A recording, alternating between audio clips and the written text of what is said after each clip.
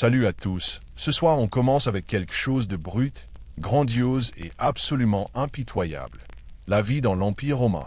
Pas en tant que sénateur, pas en tant qu'empereur, pas de couronne de laurier doré, pas de bain en marbre. Ce soir, vous n'êtes pas Jules César.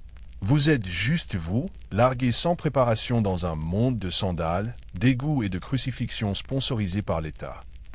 Alors, avant de vous installer confortablement, prenez un instant pour liker la vidéo et vous abonner. Mais seulement si vous aimez vraiment ce que je fais ici. Et dites-moi en commentaire d'où vous regardez et quelle heure il est chez vous. C'est toujours fascinant de voir qui nous rejoint des quatre coins du monde. Maintenant, baissez les lumières, mettez peut-être un ventilateur pour ce petit bruit de fond apaisant. Et glissons doucement ensemble dans le voyage de ce soir. Vous ouvrez les yeux sur des cris, des poules, et un bébé qui pleure quelque part au fond du couloir. Félicitations. Vous venez de vous réveiller dans une insula romaine, l'ancêtre de l'immeuble d'appartement. Imaginez un piège à mort à plusieurs étages, tenu debout par de la poussière, des prières et une architecture plus que douteuse. Vous vivez probablement au 3e ou au 4e étage, ce qui n'est pas bon signe. Plus l'étage est haut, plus le locataire est pauvre, et plus il y a de chances que votre plafond s'effondre quand quelqu'un renverse de l'huile d'olive au-dessus. Votre pièce est minuscule, à peine plus grande qu'un placard, avec des murs en pierre qui transpirent en été et gèlent en hiver. Il n'y a pas de fenêtre, juste un petit trou qui laisse passer l'air, la fumée et parfois un pigeon. Le matelas est rempli de paille et de peau. La couverture sent la laine humide et le regret.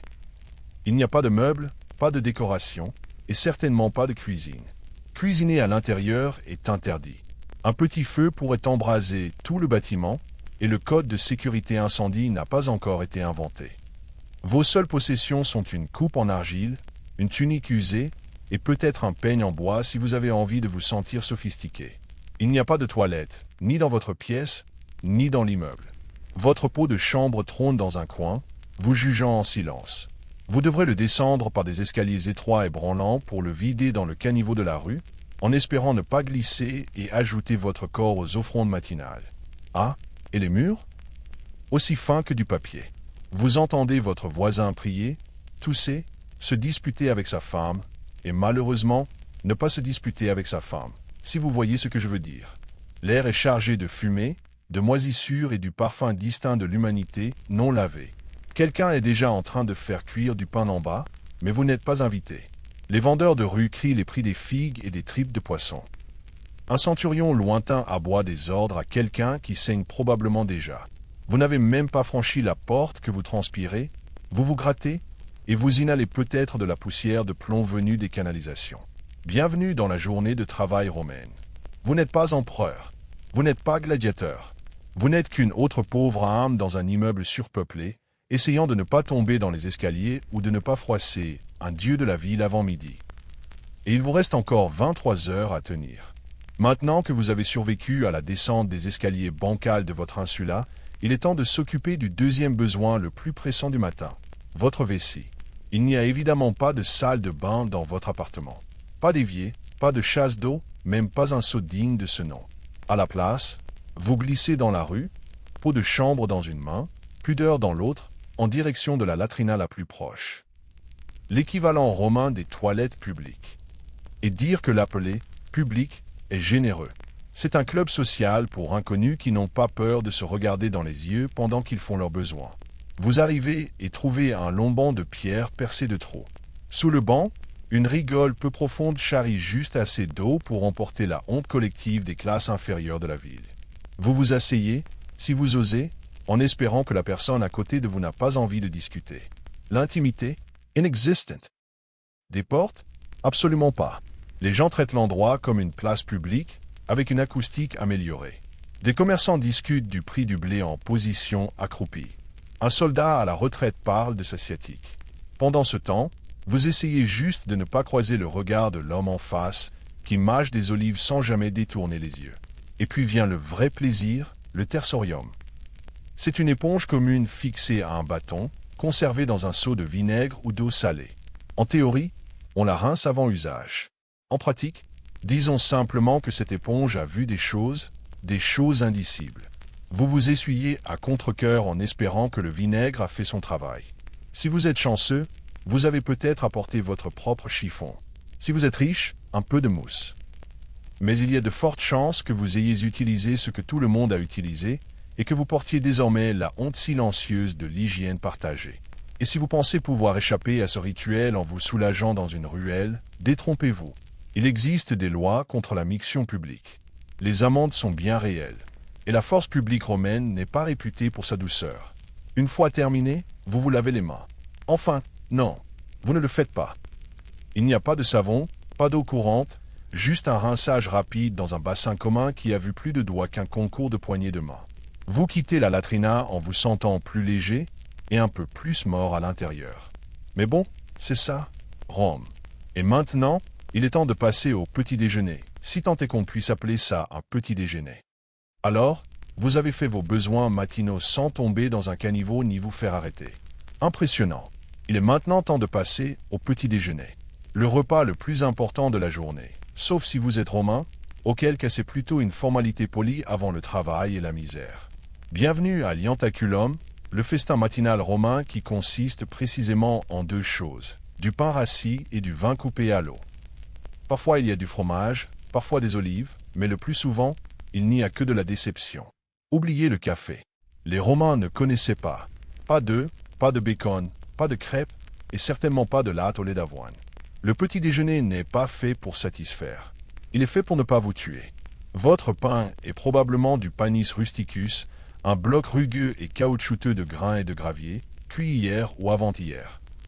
Assez dense pour servir d'arme et texturé comme du calcaire.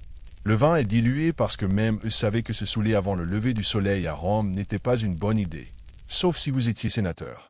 Il n'y a pas de cuisine dans votre appartement. Vous mangez donc ce repas debout dans la rue ou accroupi près d'une fontaine, aux côtés d'autres citoyens tout aussi peu enthousiastes, en rongeant du pain comme s'il s'agissait d'écorces d'arbres sans goût.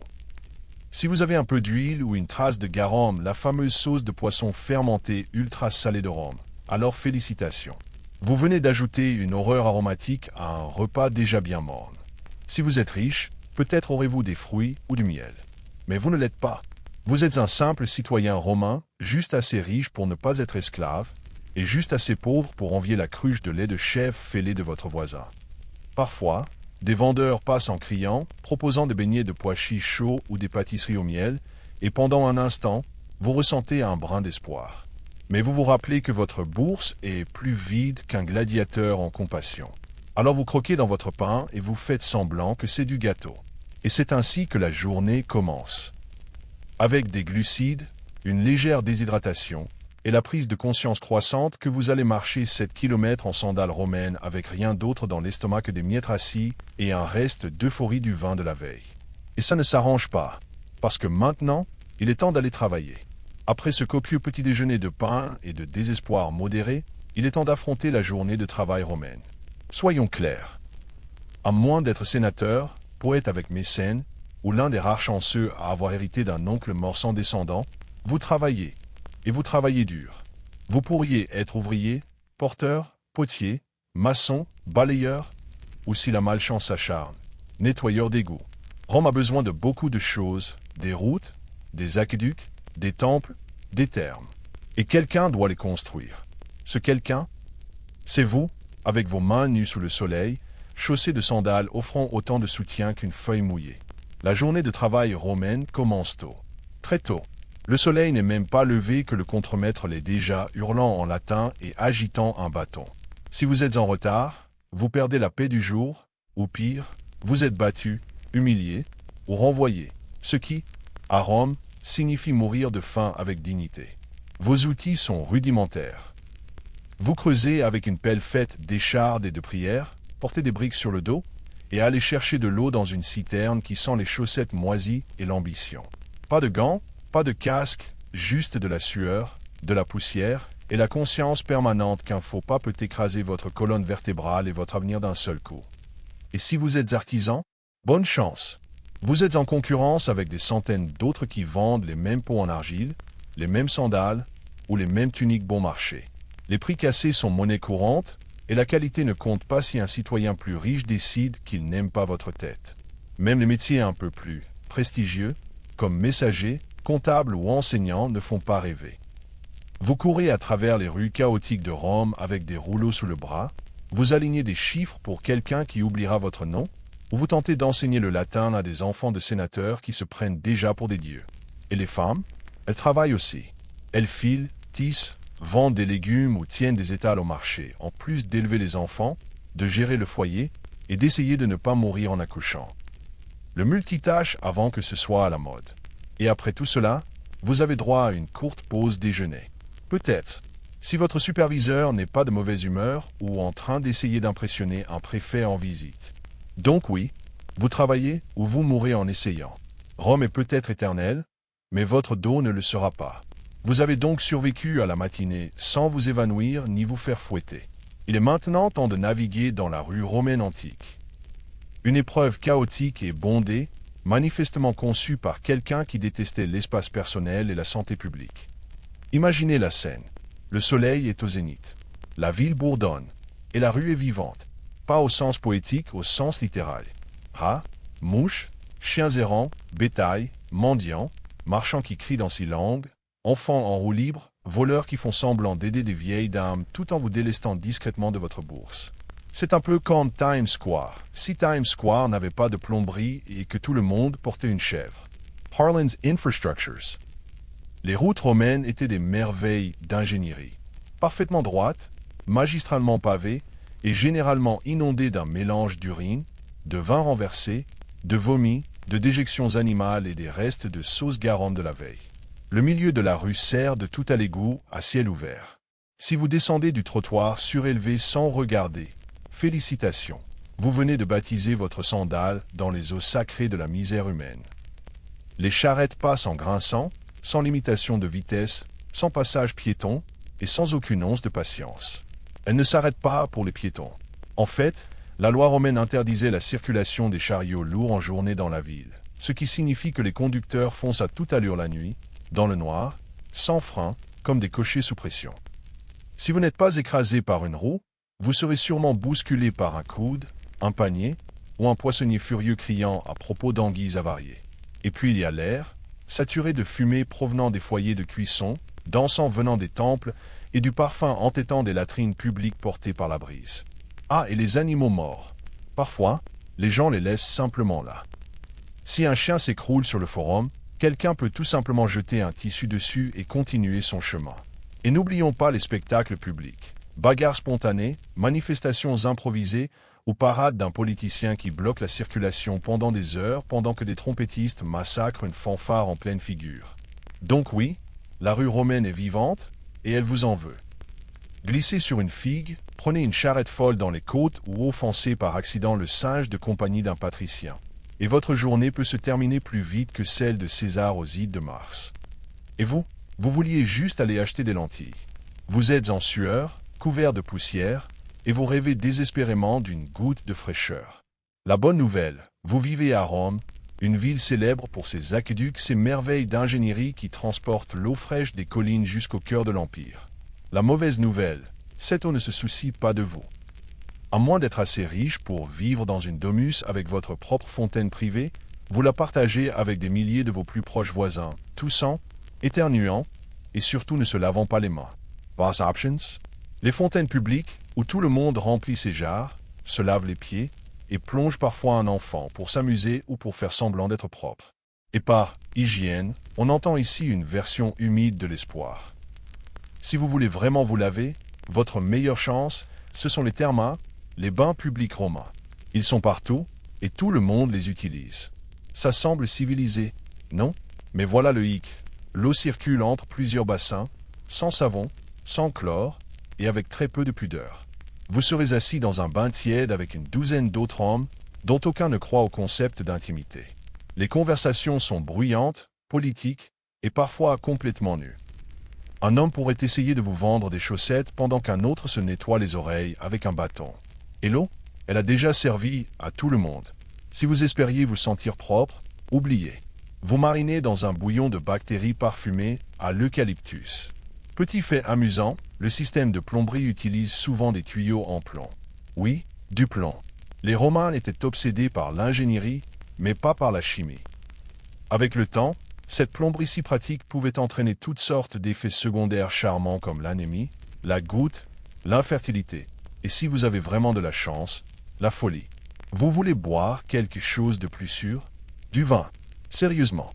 L'eau est regardée avec méfiance, surtout dans les quartiers pauvres où les contaminations par les latrines et les ruissellements de rues sont fréquentes. Le vin est donc dilué et consommé toute la journée par les hommes, les femmes et même les enfants. Parce qu'après tout, quelle meilleure façon de survivre à un empire qui s'effondre qu'avec un petit vertige agréable. Donc oui, Rome a amené l'eau en ville bien avant que le reste du monde sache ce qu'est un tuyau. Mais pour le citoyen moyen, c'est un pari chaque fois que vous buvez, vous vous baignez ou vous vous rincez les orteils. Profitez de vos aqueducs, mais ne leur faites pas confiance. Bienvenue dans l'Empire romain, où la douleur n'est pas juste une possibilité, c'est la bande-son de toute votre existence. Vous vous cognez l'orteil, pas de glace, pas d'antidouleur. Vous serrez les dents et continuez jusqu'à ce que ça guérisse de travers ou tombe. Vous vous cassez un os, on l'enroule dans un chiffon sale et on évite de respirer trop fort. Une écharde? Bonne chance. C'est comme ça que commencent les infections et que parfois, tout se termine. La société romaine ne raffole pas du confort. Pas d'outils ergonomiques, pas de sièges rembourrés, pas même le concept de prendre soin de soi. Si vous êtes ouvrier, vous portez des briques avec une hernie et une prière. Si vous êtes soldat, vous marchez 30 km par jour avec les pieds en sang et une morsure de scorpion sur la cuisse. Si vous êtes une femme en train d'accoucher, bienvenue en enfer. Votre sage-femme connaît peut-être une incantation. C'est à peu près tout. Chaque partie de votre corps est à un faux mouvement de devenir une plaie béante ou une anecdote tragique. Et à moins d'habiter près d'un temple avec un prêtre vraiment impliqué, votre meilleure option reste les onguents faits maison, les fumigations d'herbes ou l'art de l'ignorance jusqu'à ce que ça passe, ou que vous passiez l'arme à gauche. L'anesthésie, ça n'existe pas. Les chirurgies se font pendant que vous hurlez dans un bloc de bois. Une épaule déboîtée? Elle est remise en place par un type nommé Marcus, qui a appris en regardant quelqu'un rater la manœuvre. Soins dentaires? Imaginez un forgeron. Maintenant, imaginez votre bouche. Voilà la scène. Et si vous êtes esclave ou pauvre, on ne fait même pas semblant de s'en soucier. Vous pourriez être en train de vous vider de votre sang sur le bord de la route. Au mieux, on vous dira « ne tâche pas la mosaïque ». Même les Romains de la haute société considéraient la douleur comme une preuve de vertu. Le stoïcisme était la philosophie du moment. Endurer la souffrance sans se plaindre, c'était noble. Si vous pleuriez à cause d'un bras cassé, vous n'étiez pas seulement souffrant, vous étiez faible. Un vrai Romain souffre en silence. Puis écrit de la poésie à ce sujet, plus tard. Donc oui, la douleur est toujours au menu. Et elle arrive généralement sans prévenir, sans remède, et certainement sans compassion. Sur cette note joyeuse, voyons un peu ce qui se passe quand vous allez vraiment consulter un médecin romain. Vous vous êtes blessé. Peut-être cette ampoule infectée d'hier. Ou alors vous avez tenté de vous raser avec une lame en bronze, et maintenant votre menton ressemble à un champ d'entraînement de gladiateur. Quoi qu'il en soit, il est temps de chercher une aide médicale. Ce qui, dans la Rome antique, relève moins de la guérison que de la tentative de survie. Commençons par les bases. La médecine romaine est un mélange chaotique de théories grecques, de suppositions mystiques et d'une quantité surprenante de feuilles. Le principe fondamental, le corps est gouverné par 4 humeurs, le sang, le flegme, la bile jaune et la bile noire. Vous ne vous sentez pas bien, l'une d'elles est déséquilibrée. La solution, en retirer une. Votre médecin, qui est peut-être aussi votre barbier, attrape donc immédiatement des sangsues ou un couteau. Parce que la saignée est le traitement par défaut pour tout, des migraines aux fautes morales. Vous toussez? Ouvrons une veine. Déprimé? On va juste faire couler un peu de tristesse par le bras. La chirurgie? Oh oui, ça existe. Les chirurgiens romains disposaient de scalpels, de pinces et même de trépanes pour percer les os. Ce qu'ils n'avaient pas, en revanche, c'était des anesthésiques. Vous restez donc parfaitement conscient pendant toute l'opération, agrippé au bord d'une table en bois pendant qu'un homme en toge sale fouille dans votre chair avec l'assurance de quelqu'un qui a un jour lu un rouleau sur le sujet. Antiseptiques? Pas vraiment. Il arrive qu'il lave les plaies avec du vin ou du vinaigre, ce qui aide un peu, mais brûle comme une punition divine. L'infection est un effet secondaire fréquent. La mort aussi. Les prescriptions varient énormément. On peut vous donner du miel, de l'ail, des scarabées écrasés ou une pâte faite d'herbes, de cendres et de types très spécifiques de fumier animal. Si votre état empire, on vous conseillera de dormir dans un temple, de prier Asclépio et d'espérer qu'un rêve divin vous apportera la guérison. Et si rien ne fonctionne, eh bien, le médecin hausse les épaules, votre famille allume une bougie et vos voisins commencent à murmurer sur le type de présage que votre mort pourrait représenter. Ce n'est pas que les Romains se fichaient de la santé. C'est juste qu'ils n'avaient pas encore bien saisi ce qui aidait vraiment et ce qui vous tuait plus rapidement. Alors, la prochaine fois que vous éternuez, soyez reconnaissant pour les antibiotiques modernes et pour ne pas vivre dans un monde où le processus de guérison commence souvent par une perte de sang. Après une longue journée à transpirer, saigner et éviter les charrettes, vous êtes affamé. Il est temps de dîner. Ou, comme disaient les Romains, cena. Mais ne vous attendez à rien de réconfortant. Commençons par ce qui n'est pas au menu. Pas de pizza, pas de pâtes, pas de tomates, pas de pommes de terre, pas de chocolat, pas de sucre et absolument pas de café. Rien de tout cela n'a encore été découvert ou importé. Ce n'est pas la cuisine italienne. C'est de la survie comestible en Italie pré-italienne. Vous vous asseyez devant un bol en bois contenant quelque chose de brun et vaguement chaud. C'est probablement du pouls, une bouillie à base d'épeautre, de haricots ou de lentilles. Ça a le goût de gravier mouillé avec une touche d'herbe, si vous avez de la chance. Sinon, ça a juste le goût de gravier mouillé. Les protéines sont rares, à moins que vous ne les ayez chassées, piégées ou pêchées vous-même. La viande est chère, et même quand vous en obtenez, elle est souvent avariée. La cuisine romaine ne connaissait pas la réfrigération, alors on conservait les aliments en les salant abondamment, en les fumant ou en les noyant dans du garum. Cette sauce de poisson fermenté qui sent l'océan mort et brûle l'âme rien qu'à y penser. Si vous êtes d'humeur festive, il peut y avoir des légumes bouillis, du fromage dur, à l'occasion, une figue. Les riches romains, eux, dignes de plats exotiques comme du flamand rôti, des loirs farcis, ou encore de la méduse au vinaigre, des délices, qui crient surtout « Regardez comme je suis riche et comme je me moque de mes papilles ». Votre vin est toujours coupé à l'eau. Le boire pur est vu comme barbare. Mais ne vous inquiétez pas, l'eau avec laquelle il est mélangé est probablement douteuse aussi. Vous choisissez donc à quelle vitesse vous voulez tomber malade. Un dessert, peut-être des fruits secs, peut-être des noix, ou peut-être que vous jeûnez parce que c'est un jour de fête en l'honneur d'un dieu qui n'aime pas la gourmandise. Quoi qu'il en soit, vous ne terminez pas la soirée avec un tiramisu, pas de serviette.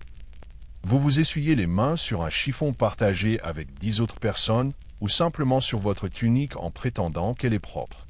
À la fin du repas, votre estomac est plein mais incertain, et votre haleine sent l'ail, le vin et une pointe de désespoir. Mais au moins, vous avez mangé. Il ne vous reste plus qu'à survivre à la nuit romaine. Et croyez-moi, ce n'est pas une promenade de santé. Après une journée de crasse, d'efforts et de sauce de poisson, vous espérez peut-être un peu de loisir, quelque chose pour oublier votre immeuble qui s'effondre et l'égout à ciel ouvert juste devant. Bonne nouvelle, vous êtes à Rome, et le divertissement est partout. Mauvaise nouvelle, la plupart du temps, c'est terrifiant. Commençons par l'attraction principale, le Colisée. Le joyau de l'ingénierie romaine est l'endroit où votre âme meurt doucement. C'est là que les foules viennent regarder des hommes s'entretuer pour le plaisir. Des animaux sauvages y dévorent des criminels, et parfois, si l'empereur est d'humeur théâtrale, on y reconstitue des batailles navales grandeur nature, avec de l'eau réelle et des noyades bien réelles. L'entrée est gratuite, ce qui semble généreux, jusqu'à ce que vous réalisiez que c'est gratuit parce que l'État veut vous distraire pendant que le Sénat augmente les impôts et annexe discrètement l'Arménie. Vous êtes assis, entassés entre des inconnus en sueur, en train d'applaudir pendant qu'un gladiateur perd un bras. Il y a du sang, du sable, et de temps en temps des exécutions publiques avec mise en scène. Vous tapez dans vos mains. Vous ne savez même pas pourquoi. Vous êtes plus sensible, vous préférez le théâtre, rendez-vous à l'amphithéâtre pour une pièce romaine. Peut-être une tragédie écrite en latin que vous comprenez à peine, ou une farce dont la chute implique quelqu'un qui fait semblant de profaner Jupiter avec une saucisse. La subtilité n'est pas exactement le point fort des Romains. Si vous avez l'âme sportive, tentez votre chance au Circus Maximus. Les courses de chars y sont rapides, palpitantes et régulièrement fatales. Pas de barrière de sécurité, pas de casque et beaucoup de cris. Les accidents sont inévitables et spectaculaires et la foule adore ça. Elle est là pour la violence et les paris. Ne vous trompez pas d'équipe en applaudissant, à moins d'être prêt à vous frayer un chemin de retour en vous battant.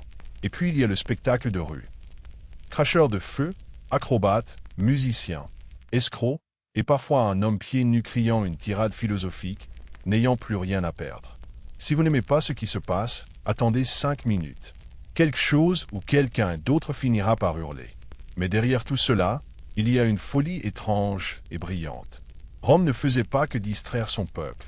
Elle l'éblouissait jusqu'à lui faire oublier à quel point la vie quotidienne était brutale. Elle a transformé le spectacle en arme. Et si cela ne suffit pas à vous engourdir, il reste toujours plus de vin. Maintenant, marchons un peu dans la justice. Version romaine. Spoiler, ce n'est pas rassurant. Vous avez survécu au travail, au dîner et à un gladiateur empalé sous les applaudissements. Vous pourriez penser que vous êtes enfin en sécurité, que tant que vous gardez profil bas, la loi vous protégera. Ah, comme c'est mignon. À Rome, la loi ne protège pas. Elle vous rappelle que vous êtes petit, remplaçable et que la clémence est un luxe réservé au statut d'empereur. D'abord, le statut légal compte. Si vous êtes citoyen, vous avez des droits. En théorie, on ne peut pas vous fouetter en public, sauf si une personne influente s'énerve et qu'on vous offre un vrai procès. Si vous n'êtes pas citoyen, la justice prend la forme d'un poing, d'un fer rouge ou d'une exécution rapide hors des murs de la ville. Les esclaves, ce sont des biens. Si un esclave tue son maître, même si ce dernier l'avait cherché, tous les esclaves de la maison peuvent être exécutés juste pour faire passer un message. Le message? N'y pensez même pas. Si vous êtes accusé d'un crime, n'attendez pas une conversation posée avec un avocat. Les procès sont des spectacles publics. Le plus riche arrive avec des témoins, des pots de vin et des gestes théâtraux. Vous arrivez avec votre tunique et une boule au ventre. Pleurer au bon moment peut aider. Si vous n'avez aucun protecteur, priez Jupiter et espérez que le magistrat n'ait pas la gueule de bois. Les peines sont pensées non seulement pour punir, mais pour dissuader. Les voleurs peuvent être marqués au fer ou avoir les mains brisées. Les menteurs, la langue transpercée. La fraude, fustigation publique ou exil, si vous avez de la chance. Et insulter l'empereur, ce n'est pas la prison, c'est la mort, et souvent de manière créative. Certains crimes exigent une punition publique, idéalement devant une foule qui crie plus fort que lors de la décapitation du matin. La crucifixion est très populaire, longue, lente, humiliante. Elle ne fut pas réservée à Jésus. C'était la sanction de référence pour les rebelles, les bandits et tous ceux que l'État voulait ériger en exemple. Et souvenez-vous, les forces de l'ordre ne sont pas là pour vous aider. Les vigiles sont l'équivalent romain des pompiers et de la police. Sous-payés, surmenés et souvent corrompus. Si vous vous faites agresser, ils hausseront peut-être les épaules. Si vous les soudoyez, ils pourraient même vous aider à agresser quelqu'un d'autre. Donc oui, Rome a des lois, gravées dans la pierre, récitées sur les forums, mais elles servent le pouvoir, pas la justice. Parlons maintenant des dieux. Car vous n'obéissez pas seulement aux hommes ici. Vous êtes sur le territoire de Jupiter. Après avoir survécu aux rues et évité la justice romaine, vous espérez peut-être trouver un peu de réconfort dans la religion. Un peu de paix. Un socon de spiritualité personnelle. Non, pas ici. Dans l'Empire romain, la religion n'est pas une affaire privée. C'est une institution, un nuage permanent d'encens et d'obligations, enveloppant chaque moment de votre vie. Vous ne choisissez pas vos dieux. Ce sont eux qui vous choisissent. Et ils sont nombreux. Il y a un dieu pour tout, les gonds de porte, Cardea, les égouts, Cloacina, les frontières, Terminus, même la moisissure, Robigus. Vous ne pouvez pas faire 5 pas sans croiser un autel. Si vous ne vous arrêtez pas pour incliner la tête, allumer une bougie ou murmurer une prière, ce n'est pas juste impoli. C'est une invitation à la catastrophe. Peut-être pas aujourd'hui, mais un jour. Et quand votre toit s'effondrera, tout le monde dira « Ah oui, il a raté l'offrande des Saturnales ». Les fêtes religieuses remplissent le calendrier des dizaines par an. Ces jours-là, les affaires s'arrêtent, les animaux sont sacrifiés, et l'air sent le taureau rôti et le marbre humide. Vous y assistez par piété, mais surtout par peur. Car si les dieux ne sont pas honorés correctement, ils se vengent, peste, sécheresse ou mauvaise récolte qui ruinent toute la réserve de lentilles. Et maintenant, parlons du culte impérial. L'État veut que vous révériez l'empereur non seulement comme un souverain, mais comme un dieu vivant. Vous êtes censé offrir de l'encens à son autel, chanter ses louanges, et ne jamais, jamais lever les yeux au ciel pendant une procession triomphale. C'est presque un crime de lèse-majesté si vous ne participez pas au culte public. Disons que vous êtes un peu trop discret pendant les vestales, ou que vous oubliez de jeter votre poignée de grains dans la flamme du temple, vous pouvez être considéré comme impie, athée, ou pire encore, suspect. Et dans Rome, le soupçon, c'est comme du sang dans une mer pleine de requins. Si vous appartenez à un culte étranger, mieux vaut le garder secret, à moins qu'il ne soit officiellement approuvé. L'État n'aime pas les dieux exotiques, sauf s'ils rapportent du vin, des taxes ou des soldats. La religion romaine ne repose pas sur la foi. Elle repose sur le rituel. Vous n'avez pas besoin d'y croire. Vous devez juste le faire correctement, à l'heure et en public. Et mieux vaut sourire pendant que vous sacrifiez cette chèvre. En parlant de spectacle social, passons à l'ascension de l'échelle glissante de l'ambition romaine. Vous avez salué les dieux, évité un procès et survécu à un bain public sans attraper quelque chose de mythologique. Mais voici venir la partie la plus épuisante de la vie romaine, la hiérarchie sociale. Une machine brutale, parfaitement huilée, où chaque mot, chaque geste et même la manière dont vous attachez vos sandales peut faire ou défaire votre avenir. La société romaine est une échelle, mais elle est enduite d'huile et bordée de poignards. Tout en haut, on trouve les sénateurs, de vieilles fortunes, des toges ornées de bandes pourpres, et des domaines si vastes qu'ils pourraient avoir leur propre code postal. Juste en dessous, les chevaliers, la classe des riches commerçants et hommes d'affaires. Ensuite viennent les plébéiens comme vous, les classes moyennes et inférieures qui se débattent pour survivre. En dessous encore, les affranchis, les esclaves, les étrangers, et ce pauvre type qui a eu le malheur d'insulter par accident une statue d'Auguste. Vous voulez gravir les échelons? Il vous faudra des patrons, des individus puissants qui vous protègent en échange d'une loyauté à vie, de services, de petites courses et parfois de votre vote. C'est comme avoir un patron, un parrain et un propriétaire réunis dans un seul paquet charmant et condescendant. Chaque matin, vous vous rendez chez votre patron pour la salutation. Vous faites la queue avec d'autres clients, louez sa coiffure, complimentez peut-être la toge de son fils, puis quémandez une faveur, généralement de l'argent, de la nourriture ou une lettre de recommandation. Si vous avez de la chance, il vous jette une pièce et vous laisse porter sa litière à travers le forum. Félicitations. Vous êtes maintenant connecté. Chacun de vos gestes est scruté et jugé. Vos vêtements doivent être propres, pas élégants, juste propres. Votre langage doit être soigné. Vos amis choisis avec stratégie. Et surtout, ne montrez jamais d'ambition. Cela rend les gens nerveux. Si vous grimpez trop vite, d'autres s'arrangeront pour vous faire redescendre socialement ou littéralement. Le réseautage est une guerre. Les ragots sont une monnaie. Un seul mot de travers lors d'un banquet peut ruiner votre carrière. Un mariage bien placé peut sauver toute votre lignée. Mais vous avez intérêt à jouer finement. L'amour, c'est pour les poètes. Le reste de Rome se marie pour les alliances et l'accès aux héritages. Et même si vous atteignez le sommet, ne vous installez pas trop confortablement. Une mauvaise récolte, un rituel oublié, un rival jaloux et tout s'effondre. Vous n'entendrez même pas venir la dague. Le soleil se couche maintenant. Les choses vont sûrement se calmer. Non, pas à Rome. Le soleil disparaît derrière les toits de la ville. Et pendant un bref instant, vous pensez, peut-être qu'enfin, je vais pouvoir me reposer. Mais la nuit dans l'Empire romain n'est pas synonyme de paix. Elle marque simplement le passage du chaos bruyant à une obscurité franchement mortelle. Commençons par l'éclairage. Il n'y en a pas, à moins d'être assez riche pour brûler des lampes à huile toute la nuit. Et peu le sont, la plupart des gens comptent sur la lumière de la lune, leur mémoire et un espoir aveugle pour se frayer un chemin dans les ruelles labyrinthiques de la ville. Si vous trébuchez et tombez, personne ne vous aidera. On pourrait même vous voler vos sandales. Les vigiles, les gardiens de nuit officiels de Rome, sont censés patrouiller les rues, prévenir les incendies et arrêter les criminels. En réalité, ils sont surmenés, sous-payés et souvent plus enclins à faire la sieste qu'à jouer les héros. Certains sont courageux, la plupart sont corruptibles et tous sont en sous-effectif.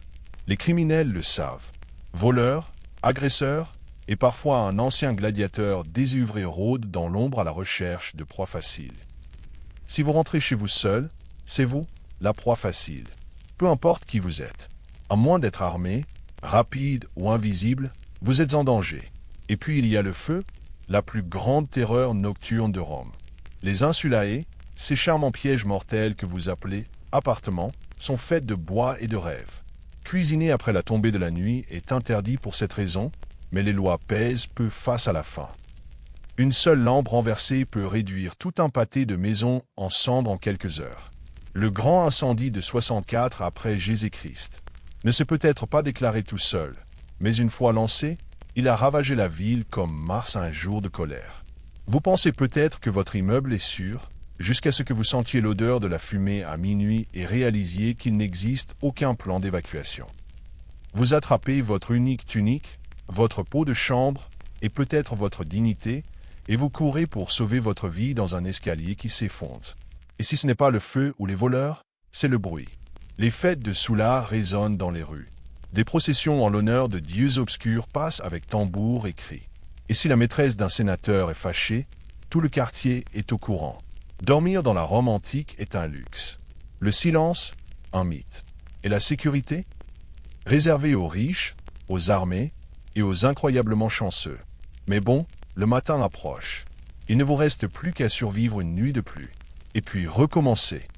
Le soleil se couche sur Rome, et avec lui, on pourrait s'attendre à un moment de calme, une brise, un repas tranquille, peut-être même un peu de sommeil. Détrompez-vous. Rome ne devient pas silencieuse la nuit. Elle se transforme en quelque chose de plus sombre, plus bruyant et bien plus dangereux. La ville ne dort jamais vraiment. Elle rôde. Commençons par le feu. Les bâtiments romains, en particulier les hautes insulae en bois où vivent les pauvres, sont de véritables boîtes d'allumettes prêtes à partir en fumée à la moindre lampe renversée ou cuisson imprudente. Il n'y a pas de véritable service d'incendie, juste les vigiles, à la fois pompiers, gardes de nuit et concierges mal payés. Ils ont des seaux et de l'espoir.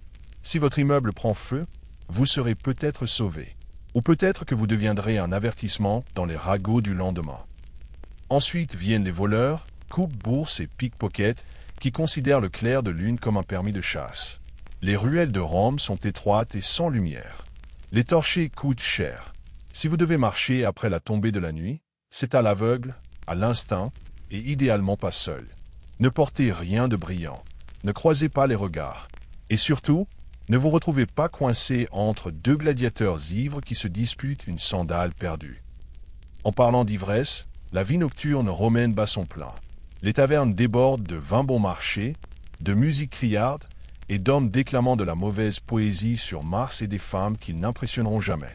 Les bagarres éclatent, les partides définissent dans le sang. Et parfois, un noble en colère décide de régler ses comptes en envoyant un esclave tabasser quelqu'un dans la rue. Vous restez dans l'ombre et faites semblant de n'avoir rien vu. Si vous êtes une femme seule, bonne chance. Rome n'est pas tendre avec les femmes non accompagnées après la tombée de la nuit. Les rues appartiennent aux désespérés, aux téméraires et à ceux qui s'ennuient dangereusement. Tenter de dormir n'est guère mieux. Votre insula grince comme si elle envisageait sérieusement de s'effondrer. Des rats courent dans les murs. Votre voisin tousse comme une chèvre à l'agonie. Et quelque part, quelqu'un hurle, de passion, de douleur ou des deux à la fois. Vous pressez votre visage contre un oreiller trempé de sueur et priez Mercure pour un peu de silence. Mais il n'y a pas de silence à Rome. Pas pour vous, car dans l'Empire romain, même l'obscurité fait du bruit. Et quand l'aube viendra, il faudra tout recommencer. Vous vous êtes réveillé dans une insula en ruine. Vous avez survécu aux toilettes publiques, au trafic de chars, au sang des gladiateurs, à l'empoisonnement au plomb, aux sangsues, aux fêtes religieuses, aux toits en feu et aux lentilles à moitié cuites trempées dans une sauce de poisson fermenté. Vous vous êtes incliné devant des dieux que vous ne comprenez pas, obéi à des lois qui ne vous protègent pas, et dormi malgré les émeutes, les rats et une décapitation publique occasionnelle. Vous êtes sale, épuisé, peut-être infecté, et traumatisé à vie par une éponge commune sur un bâton. Et ce n'est que le premier jour. Est-ce que vous tiendriez un jour de plus? Honnêtement, non. Vous ne tiendriez pas. La plupart des humains modernes, avec notre climatisation, nos antibiotiques et nos livraisons en 5 minutes, s'effondreraient avant le déjeuner. Vous abandonneriez avant le deuxième tour de Garonne. Et pourtant, les Romains, eux, l'ont fait. Pendant des siècles. Parce qu'il y a cette chose à la fois folle et fascinante. Au milieu de toute cette saleté, de cette brutalité, de ce vacarme, Rome fonctionnait, d'une manière ou d'une autre. Ils ont construit des villes, des routes, des aqueducs, des bibliothèques, des temples et des amphithéâtres. Ils ont étendu leur empire sur plusieurs continents. Ils ont appliqué des lois, développé la philosophie, cartographié les étoiles, pratiqué des chirurgies et inventé le béton. Le béton. Ce truc tient encore mieux que beaucoup de bâtiments modernes. Ils ont créé des systèmes qui ont façonné l'Europe et bien au-delà pendant 2000 ans. Le latin est devenu la racine de la moitié des langues que vous entendez aujourd'hui. Leur architecture a inspiré les cathédrales, les parlements, les universités. Leurs idées politiques, république, Sénat, droit de veto résonnent encore dans les démocraties modernes. Mais tout cela a eu un prix. Pour le roman moyen. Pas l'empereur, pas l'élite qui se baigne dans le marbre, la vie quotidienne était une lutte permanente. Et pourtant, ils ont tenu. Ils se sont adaptés. Ils n'avaient pas le choix. Parce que Rome n'était pas faite d'or. Elle était faite de sueur, de peur, d'ambition et de survie. Couche après couche, personne après personne, siècle après siècle, dans le sang. Et c'est pour ça qu'elle a duré. Vous supplieriez pour retrouver la plomberie moderne et un antihistaminique avant la fin de l'après-midi. Vous échangeriez toute votre bourse de deniers contre une douche chaude et une chaise avec un dossier. Et c'est très bien. Vous n'avez pas besoin de survivre à la Rome antique. Vous avez juste besoin de la comprendre. Et peut-être, juste peut-être, d'apprécier que quelqu'un, quelque part, a un jour marché dans ces mêmes rues crasseuses et contribué à bâtir l'Empire. Pour que vous puissiez être là aujourd'hui, propre, en sécurité et doucement horrifié. Imaginez maintenant être une princesse Sparte au IIe siècle avant Jésus-Christ. Vous avez du sang royal dans les veines. Un nom digne d'une légende, Rhodigounet. Et surtout, vous vivez dans un monde où votre famille passe plus de temps à combattre des rebelles qu'à organiser des dîners. Rhodigounet n'est pas née dans la paix et les perles. Elle est née dans la poussière, les chevaux et la constante possibilité que quelqu'un n'empoisonne vos dates. Son père, Mithridate II, n'était pas un roi de salon. C'est lui qui transforma la partie, ce royaume poussiéreux aux marges de l'Iran, en un véritable empire, assez puissant pour un jour tenir tête à Rome.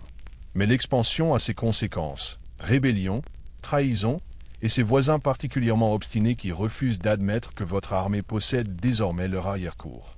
En tant que jeune femme, Rhodigounet a grandi dans un climat de tension politique. Elle a vu les envoyés se disputer dans les couloirs du palais, les généraux dessiner des cartes dans le sable, et les scribes essayer tant bien que mal de suivre qui était encore loyal cette semaine-là. Elle n'a pas été formée uniquement à la soie et aux cérémonies. Elle a appris l'art du pouvoir, la posture du commandement, et comment porter une armure sans jurer avec ses boucles d'oreilles. C'est essentiel de comprendre le rôle des femmes par ici. Elles n'étaient peut-être pas toujours au premier plan des récits historiques, mais les nobles Parthes n'étaient pas étrangères au pouvoir. Certaines gouvernaient des villes, d'autres forgeaient des alliances dynastiques, et quelques-unes, comme Rhodigounet, sont devenues des légendes non pas pour qui elles ont épousé, mais pour qui elles ont vaincu. Et vaincre, elle l'a fait. Mais ça, c'est pour plus tard. À ce stade de sa vie, Rhodigounet portait déjà un nom connu. Elle était un symbole non seulement d'ascendance royale, mais aussi de fierté parthe.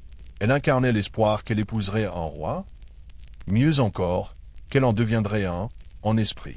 Elle ne semblait pas faite pour rester assise à l'écart pendant que des villes brûlaient ou que des provinces se soulevaient.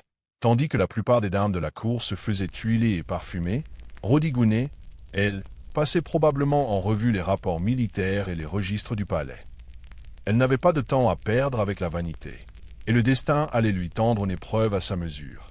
Un jour, elle fit le vœu de ne pas se laver les cheveux tant qu'une rébellion ne serait pas écrasée. Spoiler alerte, ça a pris un certain temps. Mais avant d'arriver à ce moment de gloire poussiéreuse, il faut comprendre quel genre de rébellion ose provoquer une princesse qui préfère mener les troupes que porter de l'or. L'Empire Parthe, aussi grandiose qu'il paraissait sur les cartes, tenait plus du système des que du marbre. Il s'étendait du golfe Persique aux confins de la Mésopotamie et au-delà. Il était maintenu ensemble par des mariages, des serments, et parfois une lame bien placée sur une gorge hésitante. Alors, quand une rébellion éclata dans les provinces occidentales, probablement en Médie ou en Babylonie, ce n'était pas vraiment surprenant. Ce qu'il était, En revanche, c'était l'audace des rebelles. Ce n'étaient pas de simples fraudeurs fiscaux mécontents. C'étaient des aristocrates à part entière, des chefs de cité puissants, en colère contre le pouvoir central, et peut-être enhardis par la jeunesse ou l'absence d'un représentant royal masculin. Ils ne se sont pas contentés de râler. Ils ont pris des forteresses, fait taire les envoyés partent, et ont, en substance, dit à la couronne, « Tu peux aller faire briller tes sandales toi-même. » Dans des circonstances ordinaires, le roi aurait envoyé un général, ou un cousin trop ambitieux et pas assez malin. Mais ce n'étaient pas des circonstances ordinaires. Pour des raisons encore débattues par les historiens, peut-être le timing, peut-être la logistique, peut-être un pur acte de défi royal, c'est Rodigune elle-même qui prit le commandement. Et pas dans le sens abstrait du « je valide les plans de bataille de mon balcon ». Non. Elle enfourcha un cheval, enfila une armure, et fit un vœu public qui deviendrait légendaire. Elle ne laverait, ne peignerait, ni ne soignerait ses cheveux tant que la rébellion ne serait pas écrasée. C'était audacieux, théâtral, et franchement un cauchemar pour les coiffeurs du palais. Mais ce vœu, aussi spectaculaire qu'il paraisse, n'avait rien de superficiel. C'était une déclaration, un symbole visuel fort, sa dignité personnelle était liée au sort de l'Empire.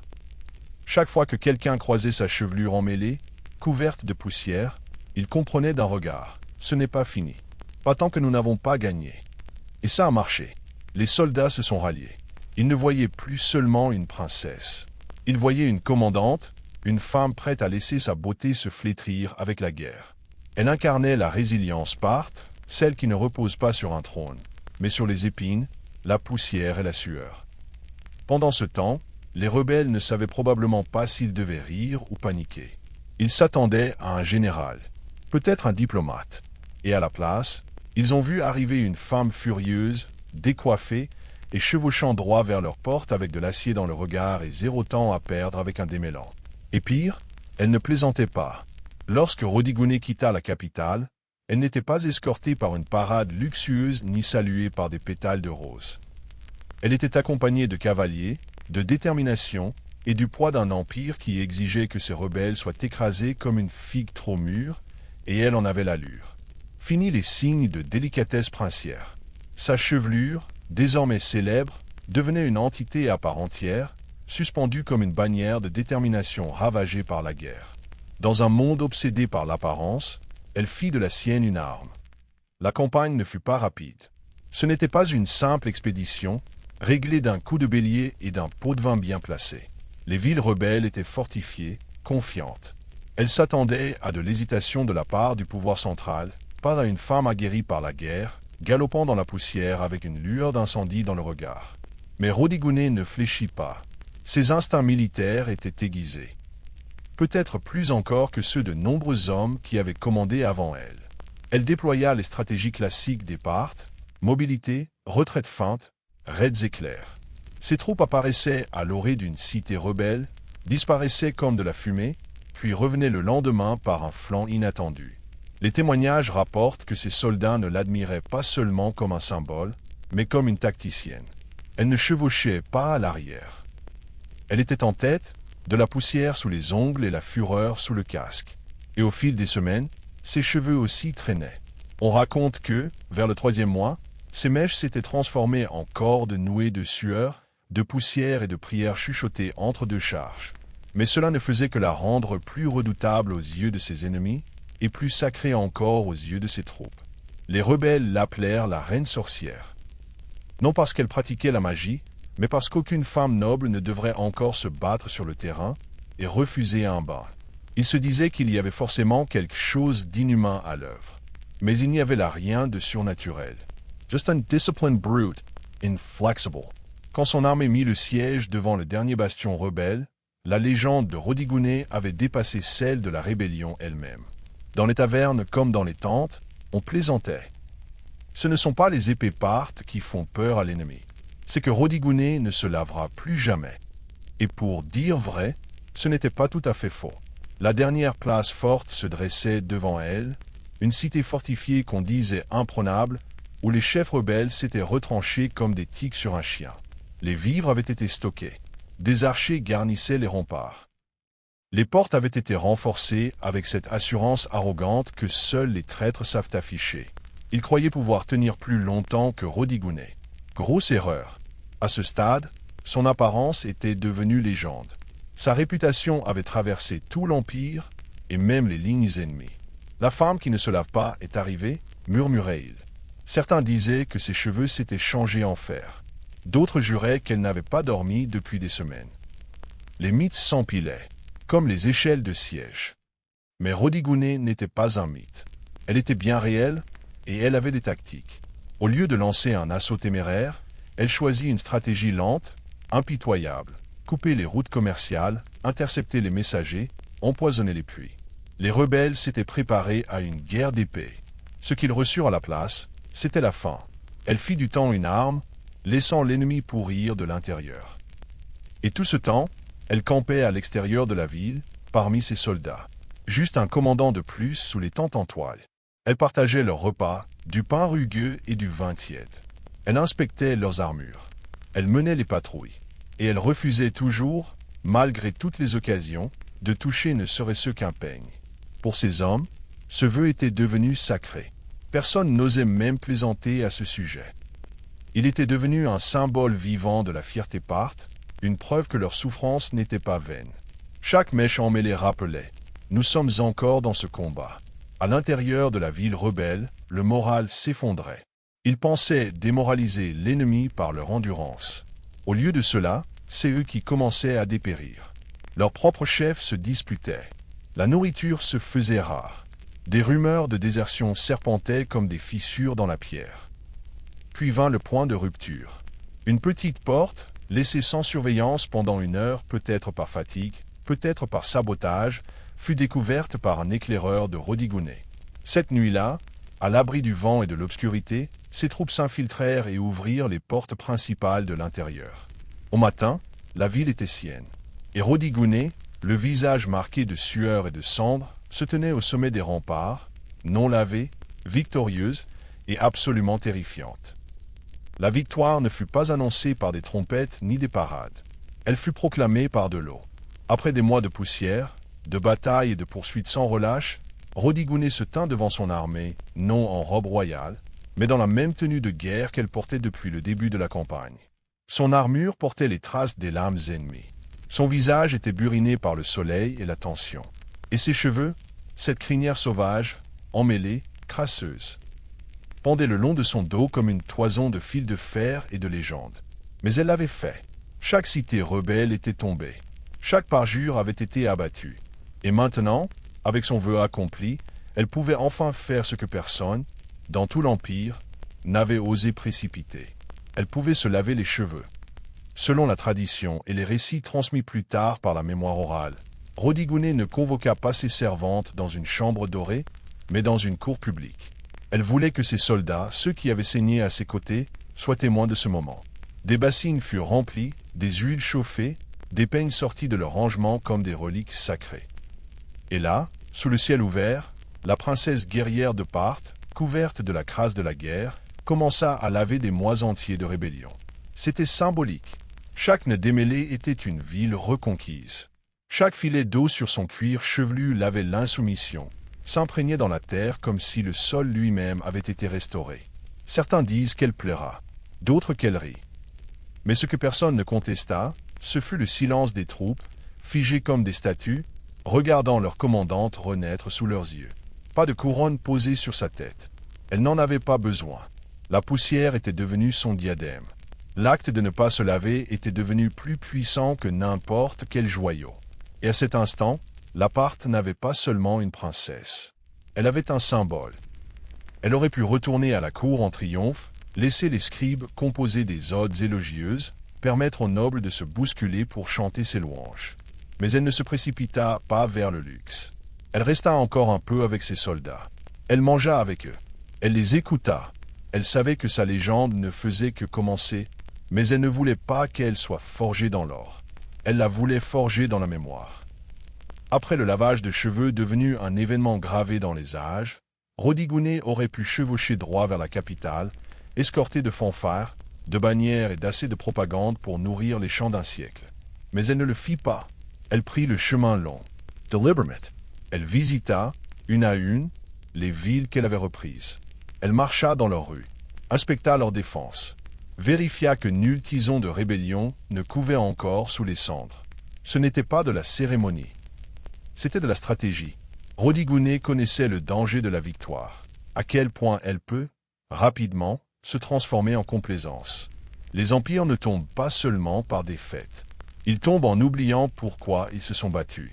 Elle voulait que rebelles et loyalistes comprennent que la force parthe ne résidait pas uniquement dans la cavalerie ou la richesse. Elle était incarnée en elle. En cette femme qui avait choisi l'épreuve plutôt que le confort et gagné la loyauté par l'exemple, non par décret. Et de la loyauté, elle en reçut. Partout où elle passait, les gens ne se rassemblaient pas pour admirer une royauté dorée et distante, mais pour contempler Rodigune avec stupeur, non pas polie, ni parfumée, mais réelle. Elle n'apportait pas la peur. Elle apportait la responsabilité. Elle demandait des rapports, écoutait les plaintes, payait les fournitures de guerre de sa propre bourse. Elle récompensait les cités restées fidèles et offrait la clémence prudemment, méthodiquement. À celle qui s'était repentie. Lorsqu'elle arriva enfin à la cour royale, son retour était déjà devenu légende. Les scribes se bousculaient pour consigner son récit. Les artistes débattaient de la manière de la représenter, chevelure sauvage et visage marqué par la guerre, ou bien rayonnante et renaissante. Les ministres, eux, murmuraient entre eux, inquiets des implications. Une femme qui commande des armées, tient ses serments, et se tient désormais au cœur du pouvoir parthe, avec la loyauté de la moitié des provinces entre les mains. Et là résidait le dilemme. Que fait-on d'une princesse plus populaire que la plupart des rois? Certains suggérèrent de la marier, comme si cela pouvait contenir son influence. D'autres proposèrent de la nommer commandante permanente des frontières. Mais Rodigune ne semblait pas concernée par les titres ou les jeux de pouvoir. Elle avait prouvé ce qu'elle devait prouver. Le champ de bataille avait été son trône. La poussière, sa couronne. Et son nom, déjà gravé dans le cœur des soldats comme des citoyens, n'avait pas besoin d'être inscrit dans l'or pour survivre. Elle n'avait pas besoin de couronnement. Elle avait déjà été couronnée, non par l'or, mais par l'histoire. Dans les mois qui suivirent sa campagne, Rodigune ne chercha pas les projecteurs, mais ils la suivirent quand même. Elle devint sujet de poèmes, de sculptures, de murmures et d'admiration. Non parce qu'elle l'exigeait, mais parce qu'elle l'avait mérité. Chaque soldat qui avait combattu sous ses ordres rapportait une histoire, et chaque histoire la grandissait, la rendait plus durable, plus inatteignable. Et pourtant, dans les couloirs du palais de Parthe, où la politique rampait comme un serpent sous les rideaux de soie, son silence dérangeait. Elle ne se vantait pas, elle ne faisait pas campagne. Elle ne réclamait ni titre ni terre. À la place, elle observait, écoutait. Elle avait compris que le champ de bataille avait simplement changé, des murs de pierre aux conversations chuchotées. Même le roi, son père, ou peut-être son frère, selon l'instant précis dans l'enchevêtrement du calendrier dynastique parthe, devait avancer avec prudence. Rodigune n'était pas simplement populaire. Elle était respectée d'une manière que peu d'hommes à la cour pouvaient égaler.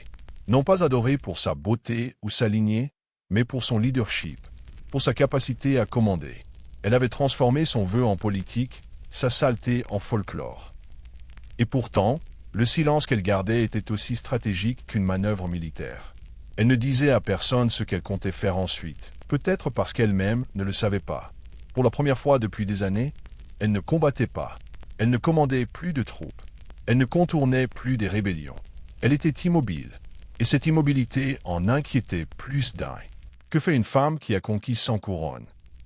Une théorie parmi les historiens veut que Rodigune ait utilisé ce silence comme levier. Sa seule présence, chaque hochement de tête, chaque regard calme, imposait des décisions. Les fonctionnaires hésitaient à proposer de mauvaises politiques de peur de la voir froncer les sourcils. Les généraux retardaient leur campagne, espérant qu'elle donne son avis. Son silence n'était pas passif. C'était un outil. Elle avait découvert que ne pas parler pouvait être plus puissant que 1000 discours. Et donc elle resta là, légende vivante, déambulant dans les couloirs du palais. Ses cheveux fraîchement lavés, désormais tressés non seulement de fils d'or, mais de souvenirs. Son existence même défiait les normes. Elle avait prouvé que la puissance parthe n'était pas l'apanage des seules mains masculines. Elle pouvait chevaucher dans la poussière, les cheveux en bataille, et revenir avec des cités à ses pieds. Et désormais, tout ce qu'elle avait à faire, c'était attendre. Car parfois, le plus grand coup est de ne pas en jouer. Les années passèrent, et le nom de Rodigune s'effaça à peu des archives officielles. Les scribes partent, plus enclins à glorifier les rois et les lignées qu'à immortaliser une princesse guerrière indocile, commencèrent à minimiser sa campagne. Le silence qu'elle avait autrefois manié comme une arme devint l'excuse pour l'effacer. Aucun mausolée grandiose ne fut élevé en son nom. Aucun poème épique, commandé par l'État, ne grava son visage sur des rouleaux d'or. Mais c'est ça, le propre d'une véritable légende, elle n'a pas besoin d'autorisation pour survivre. Dans les avant-postes où son armée avait marché, dans les villages qu'elle avait épargnés, son nom demeurait une incantation murmurée. Les mères racontaient son histoire à leurs filles, non comme un conte de fées, mais comme un avertissement à tout homme qui oserait sous-estimer une femme avec une mission. Les soldats récitaient ces tactiques comme des textes sacrés. Et les rebelles, même des décennies plus tard, parlaient encore d'elle comme si elle pouvait surgir à nouveau de la poussière, les cheveux flottant comme des bannières de guerre. Il y a quelque chose de profondément troublant chez quelqu'un qui brise toutes les règles de son époque et triomphe quand même. Rodigune ne s'est jamais contentée d'être un ornement de cour. Elle ne jouait pas de flûte, ne peignait pas d'oiseaux, ne pratiquait pas l'art raffiné d'être poliment ignorée. Elle traversa son époque comme une comète incandescente puis disparut tout aussi vite. Les historiens débattent encore de ce qu'elle devint. Certains pensent qu'elle se retira de la vie publique, choisissant la paix plutôt que la politique. D'autres suggèrent qu'elle resta dans l'ombre, conseillère discrète mais influente, modelant la stratégie part à travers l'anonymat. Quelques romantiques affirment qu'elle repartit une dernière fois régler un conflit frontalier. Puis s'évanouit dans la légende. Jamais confirmé, jamais démenti. Mais une chose est sûre, son héritage survécut là où cela comptait vraiment, dans le peuple. Elle n'a peut-être jamais porté la couronne, mais elle régna d'une manière qu'aucun diadème ne pourra jamais égaler. Elle redéfinit ce que signifiait la loyauté.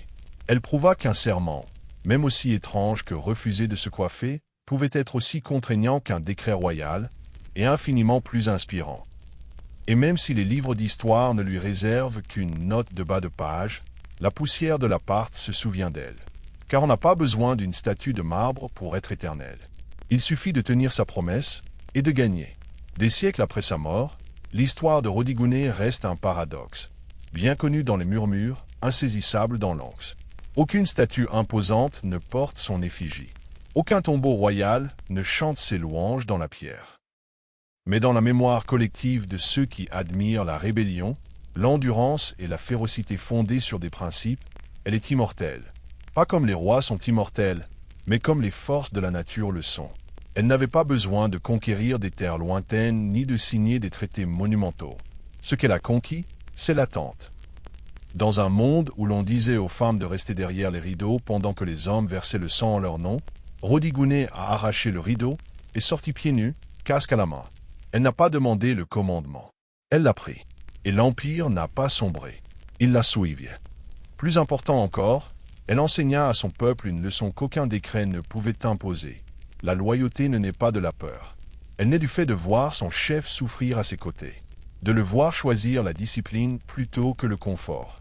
De le voir tenir un serment plus longtemps que quiconque n'aurait cru possible. Elle n'était pas parfaite. Aucune légende ne l'est. Mais son histoire perdure précisément parce qu'elle n'était ni lisse, ni pure. Elle était emmêlée, boueuse, honnête. Comme ses cheveux, ce jour-là, à la victoire. Dans cette saleté, il y avait de la dignité. Dans ce serment, une vision du commandement plus forte que n'importe quel titre. Quand ses soldats la regardaient, ils ne voyaient pas une princesse. Ils voyaient quelqu'un qui croyait au combat plus qu'à sa propre vanité. Et c'est ça que l'histoire n'a pas pu tout à fait effacer. Même aujourd'hui, bien après que la Parthe se soit effondrée et que ses cités soient devenues du sable, son nom revient aux heures de résistance. Des artistes la ressuscitent. Des écrivains cherchent ses empreintes. Un vœu de ne pas se laver tant que la victoire n'est pas acquise, cela semble absurde à certains. Mais pour ceux qui ont dû se battre ongles et dents contre l'injustice, cela a tout son sens. Rodigune n'était pas faite pour le glamour. Elle était faite pour l'épreuve. Et à la fin, ce fut la poussière qui la couronna, pas l'or. La poussière. Cette même matière que les empereurs cherchent à fuir dans la mort. Et pourtant, c'est elle qu'elle porta comme une insigne d'honneur. Elle fut oubliée des rois, ignorée des chroniqueurs, mais souvenue par la poussière. Et c'est là que vivent vraiment les légendes. Pas dans la pierre, dans la terre. Avant que les empires ne s'affrontent et que le sang ne sature les sables, avant que les rois ne tremblent à son nom, Thomius n'était qu'une fille du vent, née sur la vaste et rude steppe. Sa terre natale n'était pas décorée de marbre ni résonnante de philosophie. Elle était brute, libre et infinie. C'était le monde des Massagètes. Durs cavaliers nomades, archers à cheval qui volaient comme des esprits sur les plaines, leur vie façonnée par la survie, l'honneur et la guerre. Nous savons peu de choses sur l'enfance de Thomius, mais nous pouvons en imaginer le rythme. Elle aurait appris à monter à cheval avant même de savoir courir, à tirer à l'arc avant de parler couramment. Chez les Massagètes, les filles n'étaient pas enfermées sous des tentes ni réduites au silence. Elles s'entraînaient avec les garçons, chevauchaient avec les guerriers et grandissaient avec le fer dans le sang. Pour diriger, il fallait saigner. Et même jeune femme, Thomius saigna pour les siens. Sa tribu vénérait le soleil et le ciel, vivait de ses troupeaux et enterrait ses morts avec leurs armes, prêts à combattre dans l'au-delà. Ils n'avaient ni ville, ni temple doré, mais ils avaient la fierté. Et quand les ennemis approchaient, ils ne les accueillaient pas avec des prières, mais avec des flèches. Thomius serait vraisemblablement monté au pouvoir après la mort de son mari, qui aurait dirigé la tribu avant elle. Mais une chose est sûre, au moment décisif, elle n'a pas hérité du pouvoir. Elle l'a arraché. À une époque où la plupart des femmes étaient considérées comme des biens, Thomius commandait une armée. Elle négociait avec des rois. Elle osait parler en égal. Et s'ils ne l'écoutaient pas, elle les forçait à le faire. Elle était plus qu'une reine. Elle était Shahut. Le coup fatal des steppes, une chef de guerre drapée de bronze et de cuir, qui allait bientôt affronter le plus grand empire du monde. Mais le pouvoir, surtout pour une femme, n'arrive jamais sans conséquence. Tandis que Thomius consolidait son autorité, les murmures grandissaient. Au-delà des montagnes, au sud, un roi observait. Son nom était Cyrus le Grand, et il voulait plus. La scène était posée. Le vent des steppes hurlait, et Thomius, fille de guerrier, s'apprêtait à entrer dans la légende.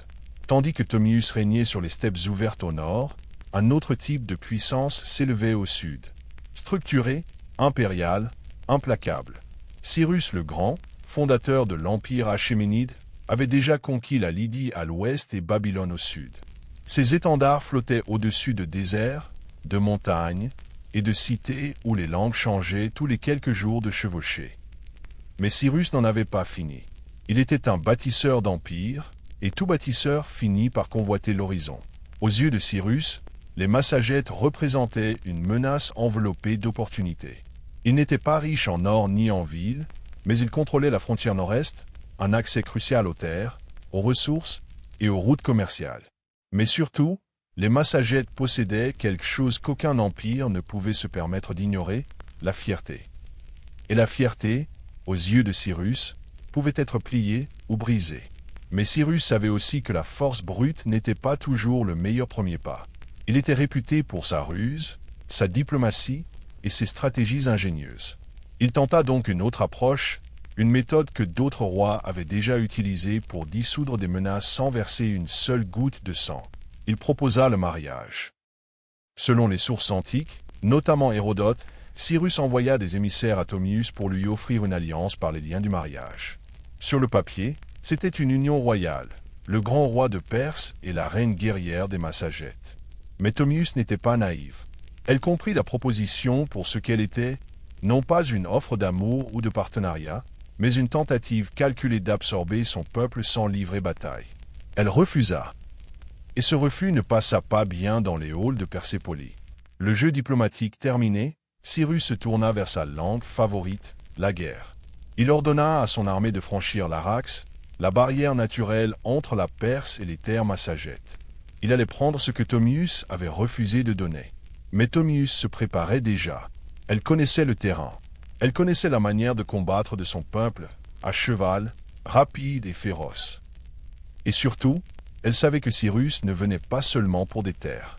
Il venait pour écraser une femme qui avait osé lui dire non.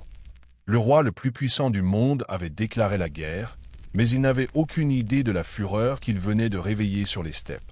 Cyrus le Grand, maître stratège et conquérant aguerri, pensait pouvoir la surpasser en ruse. Il avait affronté des rois, réduit des villes en cendres et soumis des nations entières. Pour lui, les Massagètes n'étaient guère plus que des nomades sauvages, rapides à cheval, sans ville à défendre. Il ne savait pas qu'il marchait droit sur un adversaire aussi rusé que lui, et bien plus furieuse. Thomius l'avait prévenu. Après avoir rejeté sa proposition de mariage, elle lui avait envoyé un message clair. « Traverse l'Arax, et tu le regretteras. » Mais Cyrus traversa quand même, faisant construire un pont de bateau pour faire passer son armée en territoire massagète. Plutôt que d'attaquer immédiatement, Thomius retira ses forces, attirant Cyrus plus loin sur un terrain qu'il ne connaissait pas. Les Perses découvrirent alors un camp abandonné, bien approvisionné en nourriture et surtout en vin, un luxe rare chez les Massagètes nomades. C'était un piège bien appâté, et Cyrus y mordit, croyant sans doute que l'ennemi avait fui en panique. Dans le camp, il laissa une partie de son armée sous le commandement du général Harpage, un officier de confiance. Mais pendant la nuit, les Massagètes revinrent discrètement et tombèrent sur les Perses ivres et sans méfiance avec une précision mortelle. La bataille fut brutale et rapide. Parmi les morts se trouvait Spargapise, le fils de Thomius et commandant Massagète. Les récits divergent sur ce qui se passa ensuite. Certains disent que Spargapise fut capturé vivant et prenant conscience de sa situation, implora la mort avant de se suicider. D'autres prétendent qu'il fut tué au combat. Mais tous s'accordent à dire que, lorsqu'elle apprit la nouvelle, quelque chose se brisa en Thomius, puis se transforma en acier. Son chagrin fut volcanique, mais sa rage devint légendaire. Elle envoya un autre message à Cyrus. Cette fois, ce n'était pas un avertissement, c'était un serment. « Tu es peut-être avide de sang, dit-elle, mais je te jure que tu en auras jusqu'à la dernière goutte. » Elle promit de faire couler le sang perse à flot, et sa vengeance ne serait pas silencieuse. Cyrus avait pris son fils. Il avait violé sa terre. À présent, il n'allait pas affronter la reine des Massagètes, mais la mère d'un guerrier tombé et le dernier visage qu'il verrait. La prochaine bataille ne serait pas une escarmouche. Ce serait une exécution. Le soleil se leva sur la plaine comme une lame tranchante et aveuglante. Thomius se tenait à la tête de son armée, non plus simplement comme une reine, mais comme une tempête incarnée. Ces guerriers, endurcis par la vie nomade, s'étaient peints le visage de cendre et de rage. Ce n'était plus une affaire de politique. C'était une affaire de sang. Cyrus, malgré toute sa puissance, avait sous-estimé les Massagètes. Il pensait qu'ils combattraient comme les tribus qu'il avait déjà vaincues, dans le chaos, sans coordination, facile à écraser. Mais Thomius, elle, avait grandi parmi les guerriers. Elle savait frapper, non pas à l'aveugle, mais avec précision. Elle rassembla ses forces pour une attaque massive contre les envahisseurs perses. Et cette fois, elle ne retiendrait rien. Le lieu de la bataille finale s'est perdu dans l'immensité de la steppe, avalée par le silence des siècles. Mais une chose est sûre, Thomius lança une contre-attaque d'une férocité inouïe. Sa cavalerie balaya les plaines comme une marée de larmes. Les archers tiraient depuis leurs chevaux, puis fondaient sur l'ennemi, hache en main, combattant comme des âmes n'ayant plus rien à perdre. Les Perses, endurcis, disciplinés, expérimentés, ne s'attendaient pas à une telle rage maîtrisée. Thomius ne se contentait pas de diriger ses troupes. Elle se battait à leur côté. Sa présence sur le champ de bataille embrasa ses guerriers comme une étincelle dans un champ sec. Chaque coup portait la vengeance. Chaque charge était une réponse à la mort de son fils. Cyrus tenta de maintenir la ligne, mais elle céda. Les Perses furent mis en déroute. Beaucoup périrent sur place. D'autres fuirent dans les hautes herbes sans fin pour y être traqués. Et Cyrus le Grand, celui qui avait conquis Babylone, la Lydie et presque le monde connu, tomba dans le tumulte. Qu'il ait été tué au combat ou capturé puis exécuté dépend des récits, mais dans tous les cas, il mourut selon les termes de Thomius. La suite est restée célèbre. Selon Hérodote, Thomius retrouva le corps de Cyrus sur le champ de bataille, fit trancher sa tête, puis, dans un dernier acte de vengeance symbolique, la plongea dans une outre remplie de sang humain. « Rassasie-toi » lui aurait-elle dit, de ce sang que tu convoitais tant. Était-ce un fait historique ou une exagération poétique? Peut-être les deux, mais cela n'avait plus d'importance. Le message, lui, était éternel. Thomius ne se soumettrait jamais. Quand la poussière retomba et que l'herbe eut bu jusqu'à la lie le sang d'un empire, Thomius demeura debout. Reine guerrière, elle avait accompli ce qu'aucun roi, aucune armée avant elle, n'avait pu faire. Elle avait mis fin à Cyrus le Grand. La nouvelle de cette défaite fit trembler le monde antique. L'immense empire achéménide, que l'on croyait invincible, venait d'être humilié par une femme venue des steppes. Les Perses firent tout pour minimiser l'échec, mais la mort de leur fondateur ne pouvait être effacée. Le corps de Cyrus fut finalement rapatrié et enterré avec honneur dans le tombeau royal de Pasargade. Mais la tâche de cette défaite finale marquerait à jamais la mémoire de l'Empire. Pour Thomius et les Massagètes, cependant, la victoire fut bien plus qu'une vengeance. Ce fut une déclaration. Ils avaient défendu leur souveraineté non seulement avec des armes, mais avec dignité. Thomius s'était dressé face au dirigeant le plus puissant du monde. Et elle n'avait pas seulement survécu. Elle avait triomphé. Puis, elle disparut de l'histoire. Aucun récit ne subsiste sur ces dernières années, sa mort, ou les successeurs qu'elle aurait pu désigner. C'est comme si, après avoir accompli sa vengeance, Thomius était simplement fondu à nouveau dans l'horizon, laissant le vent porter sa légende. Dans les siècles qui suivirent, historiens, poètes et chroniqueurs tentèrent de combler les vides, la transformant en symbole autant qu'en femme. Pour les Perses, son nom était un souvenir amer. Pour les Grecs, elle représentait un paradoxe, une barbare faisant preuve de plus de noblesse que bien des rois. Et pour les peuples d'Asie centrale, Thomius devint une légende. Une reine spectrale qui chevauche la steppe, farouche et inflexible, armée d'une épée qui se souvient. Son héritage inspira d'innombrables représentations à travers les cultures. Les manuscrits médiévaux la peignirent en armure royale. Les tableaux de la Renaissance l'imaginèrent, dominant le cadavre de Cyrus. À chaque époque, elle devint ce que les gens avaient besoin qu'elle soit.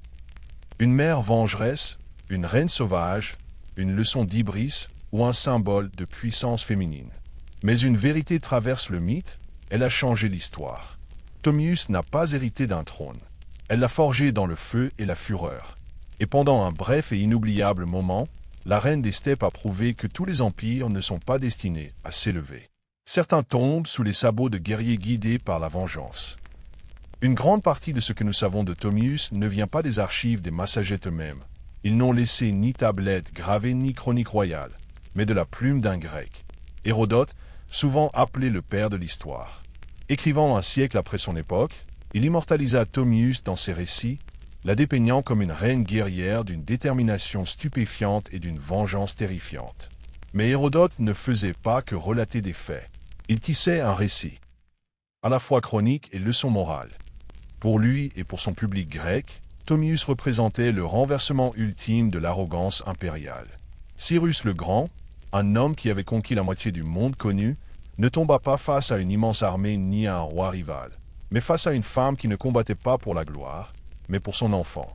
Sa victoire avait des allures de mythe, et Hérodote la traita comme telle. Il relata même sa vengeance macabre. L'outre rempli de sang, la tête tranchée de Cyrus, et ses mots implacables, bois à satiété. Mais est-ce vrai? Les historiens modernes en débattent sans fin. Certains soutiennent qu'Hérodote a exagéré, voire inventé certains aspects du récit, utilisant Thomius comme un outil narratif pour humilier l'Empire perse, qui, à l'époque de son écriture, demeurait une puissance dominante aux yeux du monde grec. D'autres pensent que, même si l'épisode de l'outre de sang est peut-être symbolique, l'événement central, la mort de Cyrus aux mains de Thomius, a probablement eu lieu. Il y a aussi la question du billet. Hérodote, malgré sa perspicacité, présentait souvent les cultures étrangères à travers un prisme grec. Il décrivait les Massagètes comme sauvages et libres, mais nobles, un miroir exotique des idéaux grecs d'honneur et de liberté. Thomius, dans ce cadre, n'était pas simplement une barbare. Elle était un contrepoint moral à l'ambition perse. Et pourtant, même si les détails se sont estompés avec le temps, Hérodote a accompli une chose. Il a assuré que Thomius ne serait jamais oublié. Grâce à lui, elle est devenue plus qu'une note de bas de page historique. Elle a pénétré le domaine de la légende, là où les faits s'adoucissent, mais où l'impact se durcit. Et dans cet espace entre mythe et mémoire, l'histoire de Thomius a trouvé une forme étrange d'immortalité. Dans un monde dominé par des rois et des conquérants, Hérodote nous a laissé une reine qui refusa de plier le genou et laissa ses ennemis saigner dans le sable. Même si elle a peut-être tué l'un des empereurs les plus emblématiques de l'Antiquité, Thomius ne régna jamais sur un empire. Elle ne construisit pas de cité de pierre, n'inscrivit pas d'édits sur des tablettes d'or. Son peuple, les Massagètes, étaient des nomades, vivant non entre des murs, mais au rythme de la terre, du ciel et du cheval. Cela signifie que l'héritage de Thomius ne fut jamais institutionnalisé. Il n'y eut ni buste de marbre, ni pièce royale à son effigie, ni archive pour immortaliser ses décrets. Au lieu de cela, son histoire s'est transmise comme le font les récits dans les steppes, autour du feu, par le chant, et dans l'admiration chuchotée des guerriers. Les Massagètes faisaient partie des nombreuses tribus puissantes d'Asie centrale. Leurs cousins incluaient les Cimériens, les Sakas et les Daha, tous archers à cheval experts, parcourant les terres entre la mer Caspienne et les frontières de la Chine ancienne. Ces tribus inspiraient la crainte des empires par leur mobilité, leur imprévisibilité et leur férocité au combat. Thomius, en tant que femme dirigeante parmi eux, était rare, mais pas tout à fait unique. La culture des steppes, contrairement à de nombreuses civilisations sédentaires, offrait aux femmes bien plus de liberté. Elles montaient à cheval, chassaient, combattaient et parfois commandaient. Parmi les sites, des tombes de guerrières enterrées avec des armes, des armures et du harnachement ont été découvertes par les archéologues, confirmant que les récits de reines guerrières n'étaient pas que des légendes. Thomius était l'incarnation ultime de cette tradition. Son pouvoir ne venait ni de l'héritage ni de la religion. Il venait du respect, de la ténacité et d'une compétence indiscutable. Elle fut une force unificatrice parmi les clans dispersés, une chef politique et une commandante militaire dans un monde où survivre signifiait galoper plus vite, tirer plus précisément et ne rien craindre. Mais comme les Massagètes n'ont laissé aucun monument, Thomius est devenue une sorte de reine fantôme, son nom ne survivant que dans les écrits d'étrangers et dans les traditions orales de la steppe. Pour les scribes perses, elle était un avertissement. Pour les Grecs, une merveille. Et pour son peuple, sans doute une mémoire portée dans les lignées de sang et les champs de guerre, un fantôme chevauchant encore à travers les plaines. Les empires naissent et meurent dans la pierre, mais les récits de la steppe vivent dans le vent. Et Thomius farouche, endeuillé et invaincu, en est devenu la voix. Les siècles passèrent, et les empires qui entouraient autrefois les Massagètes s'élevèrent et s'effondrèrent. Les successeurs de Cyrus bâtirent Persépolis, affrontèrent Alexandre le Grand, puis disparurent dans les marges poussiéreuses de l'histoire. Mais sa légende perdura non pas dans les palais des rois, mais dans le cœur de ceux qui refusèrent de plier. À travers l'Asie centrale, elle devint plus qu'une reine. Elle devint un symbole de force féminine, de résistance, de l'esprit indomptable des steppes. D'une certaine manière, Thomius incarnait une forme de défi qui transcendait la géographie. Elle n'était ni romaine, ni grecque, ni perse, son histoire n'appartenait donc à aucun empire. Cela la rendait dangereuse et inspirante. Dans le monde islamique médiéval, les chroniqueurs mentionnaient parfois son nom, transformé par les langues, mais jamais tout à fait effacé. Dans certaines versions, elle était louée pour sa justice et sa vengeance. Dans d'autres, elle était vue comme une reine sauvage. Un rappel que le pouvoir, entre les mains d'une femme, pouvait être à la fois glorieux et terrifiant. À l'époque de la Renaissance, les artistes européens redécouvrirent son histoire à travers les écrits d'Hérodote. Des peintres la représentèrent en armure majestueuse, triomphant au-dessus du corps sans vie de Cyrus. Dans une toile particulièrement dramatique, elle brandit sa tête tranchée comme un trophée, couverte de sang, victorieuse. Théâtrale, certes, mais aussi politique. Ces artistes étaient fascinés par l'idée d'une femme qui non seulement survit dans un monde d'hommes, mais l'emporte. Au XIXe et XXe siècle, Thomius devint une icône nationaliste dans des régions comme le Kazakhstan, l'Ouzbékistan et le Turkménistan. Poètes et enseignants la récupérèrent comme héroïne historique, preuve que les racines de l'identité centra-asiatique étaient farouches, fières et profondément féminines. Son nom figura dans des manuels scolaires, des statues et même des cérémonies militaires. Une femme qui avait autrefois régné à cheval, arc à la main, chevauchait de nouveau. À travers la mémoire et le mythe, à travers la révolte et la fierté. Dans un monde qui peine encore à accepter l'idée de femme puissante, Thomius reste un défi. Elle n'était ni parfaite, ni sainte, ni docile. Elle était décisive, brutale lorsque nécessaire, compatissante uniquement envers ceux qui le méritaient. Elle incarnait la résistance sous forme humaine, et le sang impérial sur ses mains était une couronne qu'elle portait sans excuse. L'histoire favorise souvent les bâtisseurs de monuments, les rédacteurs de lois, les rois qui gravent leur nom dans la pierre. Thomius n'a fait aucun de cela. Elle n'a laissé ni empire, ni palais à fouiller, ni sceau royal à déchiffrer. Et pourtant, son nom survit. Non parce qu'elle a régné pour l'éternité, mais parce qu'elle a refusé d'être effacée. Elle demeure une contradiction face à la manière dont l'histoire se souvient souvent des femmes.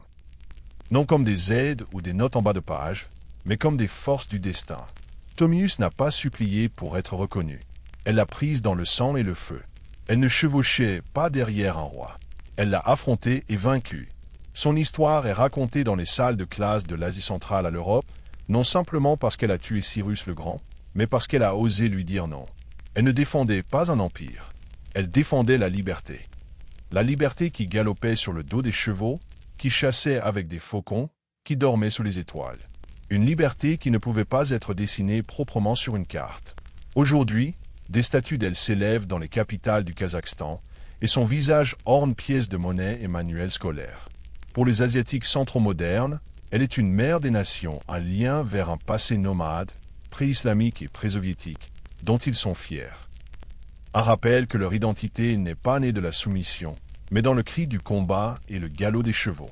Dans un monde encore divisé par le pouvoir, le genre et la mémoire, Thomius est un phare. Non pas uniquement parce qu'elle a tué un grand roi, mais parce qu'elle nous a appris quelque chose de plus grand encore, que la dignité ne se donne pas, elle se conquiert. Que parfois, le leadership prend la forme d'une mère en deuil refusant de laisser le meurtrier de son fils en tirer. On se demande souvent pourquoi certains noms survivent tandis que d'autres disparaissent. Thomius a survécu parce qu'elle était inoubliable. Parce qu'à une époque où l'on attendait des femmes qu'elles s'effacent dans les tentes des hommes, elle s'est levée, lame en main, fureur au cœur, et a gravé son histoire dans la chair de l'histoire. Les empires tombent, les statues s'effritent, mais les légendes chevauchent. Et quelque part, dans les vents murmurants de la steppe, une reine galope encore invaincue, indomptée et absolument inoubliable. Dans l'Égypte antique, l'apiculture n'était pas un passe-temps. C'était une science soutenue par l'État et bénie par les dieux. Bien avant les ruches modernes, les Égyptiens avaient mis en place un système mobile et organisé pour gérer les abeilles et récolter le miel. Dès 2400 avenue Jésus-Christ. L'apiculture est représentée en détail sur les parois des tombes ensoleillées de Saqqara.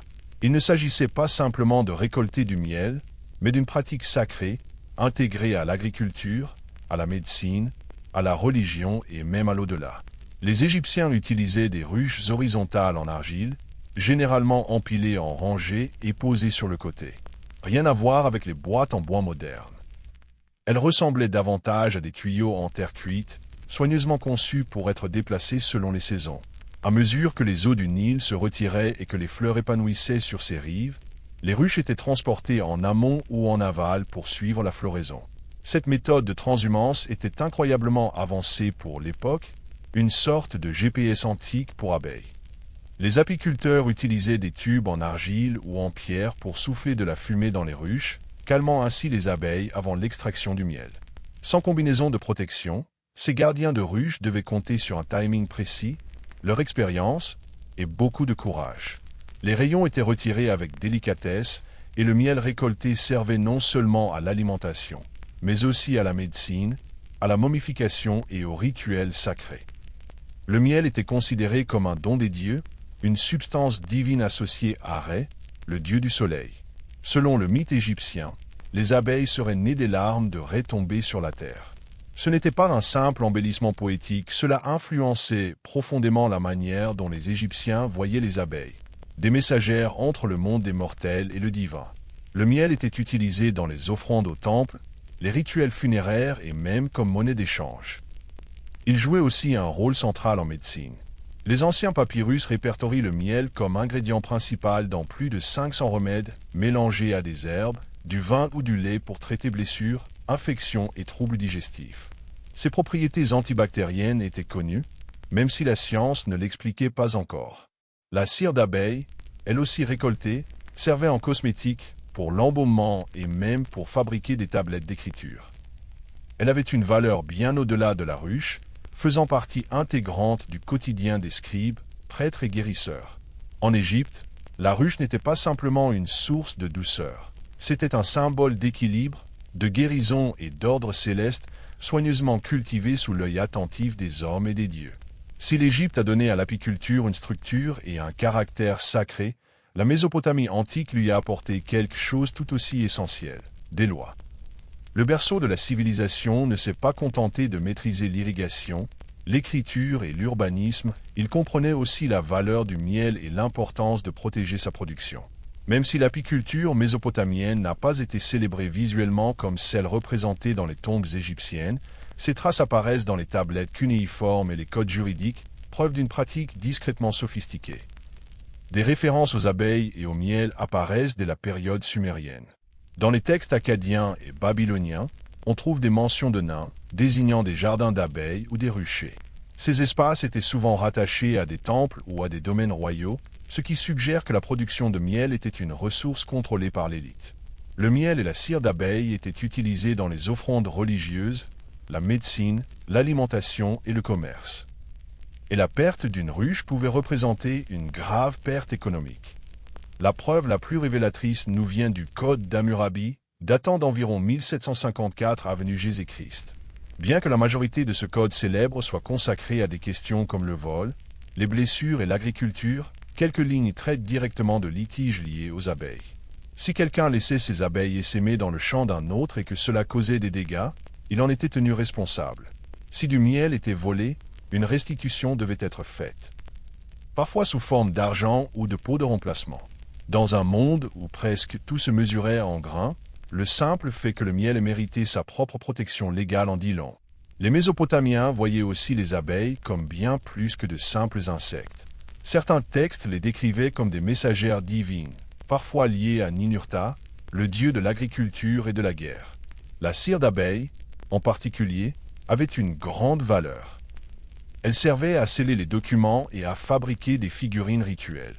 Elle était à la fois pratique et mystique, partie intégrante de la bureaucratie comme de la magie. Bien que le modèle exact des ruches mésopotamiennes ne soit pas totalement conservé, les chercheurs pensent qu'ils utilisaient des ruches en briques de boue ou en paniers tressés, similaires au style lévantien ancien. Ces ruches auraient été placées dans des jardins ombragés ou sur les toits, protégées de la chaleur intense de l'été. L'apiculture mésopotamienne ne relevait pas tant du culte que de l'organisation. Elle visait à réguler les ressources, à garantir l'équité et à maintenir l'équilibre économique d'une société où même une piqûre d'abeille pouvait finir devant un tribunal. Ici, la ruche n'était pas seulement une merveille biologique, c'était un microcosme d'ordre, de droit et de civilisation. Dans les montagnes accidentées d'Anatolie, bien avant que les Grecs ne dominent la scène, les Hittites perfectionnaient discrètement l'art de l'apiculture. Et ils ne la traitaient pas comme un simple passe-temps. Pour les Hittites, les abeilles étaient des agents sacrés de pureté, des messagères entre les mondes, essentiels à la fois à l'agriculture et à la santé spirituelle du royaume. Contrairement à l'Égypte et à la Mésopotamie, où l'apiculture combinait science et économie, les Hittites adoptaient une approche plus rituelle. Dans des textes religieux des XIVe et XIIIe siècles avenue Jésus-Christ, les abeilles ne sont pas seulement mentionnées comme productrices de miel, mais comme participantes actives à des rites de purification. Un célèbre texte rituel hittite décrit une cérémonie dans laquelle une abeille est invoquée pour aller ôter le mal, l'impureté et la colère des dieux. L'abeille est ensuite relâchée, non tuée, une rare démonstration de clémence dans les rites anciens, révélant une profonde révérence envers l'insecte. Les Hittites accordaient une grande valeur au miel, non seulement pour son goût, mais aussi pour son utilité sacrée. Il était utilisé dans les libations, les offrandes sacrificielles et les rituels d'onction, souvent mélangés à du vin, du lait ou des céréales. Le miel n'était pas simplement consommé. Il était versé, brûlé et béni. Il servait de médium entre l'intention humaine et la réception divine. En pratique, les indices suggèrent que les Hittites utilisaient des ruches en argile ou tressées, probablement entreposées dans des enceintes protégées près des temples ou des domaines royaux. Bien que les archives archéologiques soient limitées, les parallèles avec les traditions voisines du Levant et de la Syrie laissent penser à des ruches portables en forme de tube, possiblement faites de paille et de boue, empilées et gérées d'une manière similaire à celle d'Égypte. Les apiculteurs dans le monde hittite travaillaient vraisemblablement sous le contrôle des temples, leur activité étant profondément intégrée aux fêtes saisonnières et aux rituels d'État. Le miel n'était pas une simple marchandise, c'était un outil de diplomatie, de guérison et de purification spirituelle. L'abeille, petite et discrète, portait un poids symbolique bien supérieur à sa taille. Les Hittites ont également apporté une contribution essentielle à la compréhension mondiale des abeilles. Ils avaient reconnu la migration des abeilles. Certains textes survivants décrivent les comportements saisonniers des essaims, reliant les périodes de floraison à l'écoulement du miel. Une intuition qui montre à quel point ils observaient attentivement leur environnement. En Anatolie, le bourdonnement de la ruche n'était pas un simple bruit de fond. C'était une fréquence sacrée, résonnant à travers les os des dieux et des rois. Les anciens Grecs ne se contentaient pas d'étudier les abeilles.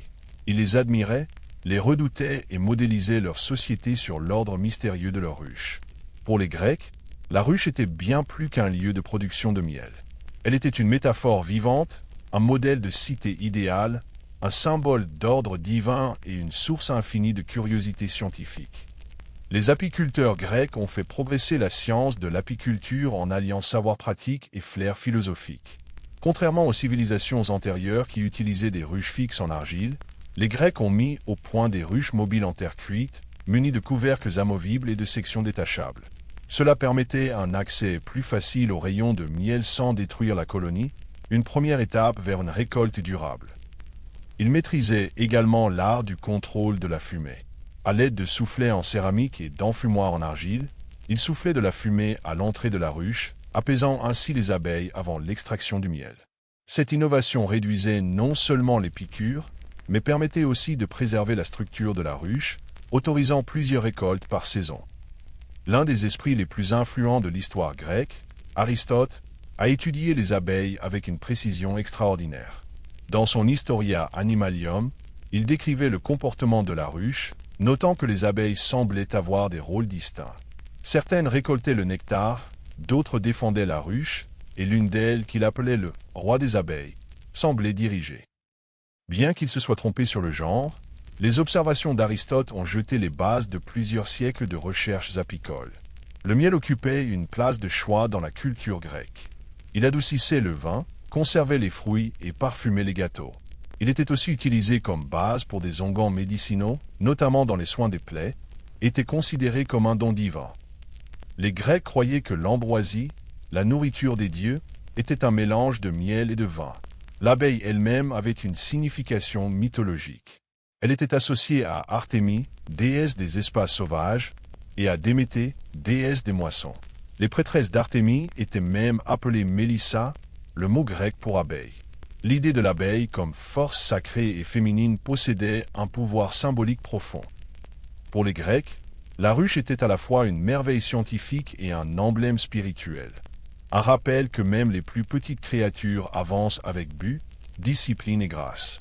En étudiant les abeilles, ils croyaient étudier les lois mêmes de la nature, et peut-être celles des dieux eux-mêmes.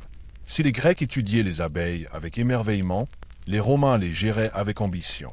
L'apiculture dans l'Empire romain n'était pas simplement une activité artisanale. Elle était adaptée à l'échelle d'une civilisation qui s'étendait sur plusieurs continents. Des vignobles de la Gaule aux collines d'Hispanie, Rome transforma la modeste ruche en une entreprise à l'échelle impériale. Les Romains ont hérité d'une grande partie de leur savoir apicole des Grecs et des Étrusques, mais ils l'ont développé jusqu'à en faire une véritable science agricole formalisée. Des auteurs comme Varron et Columelle ont consigné des instructions détaillées sur la fabrication des ruches, la récolte du miel et le déplacement des colonies.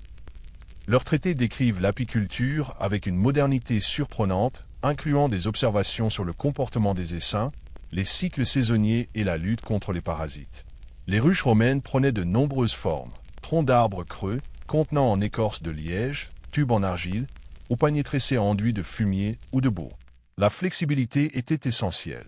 Dans les climats plus froids, une meilleure isolation était nécessaire.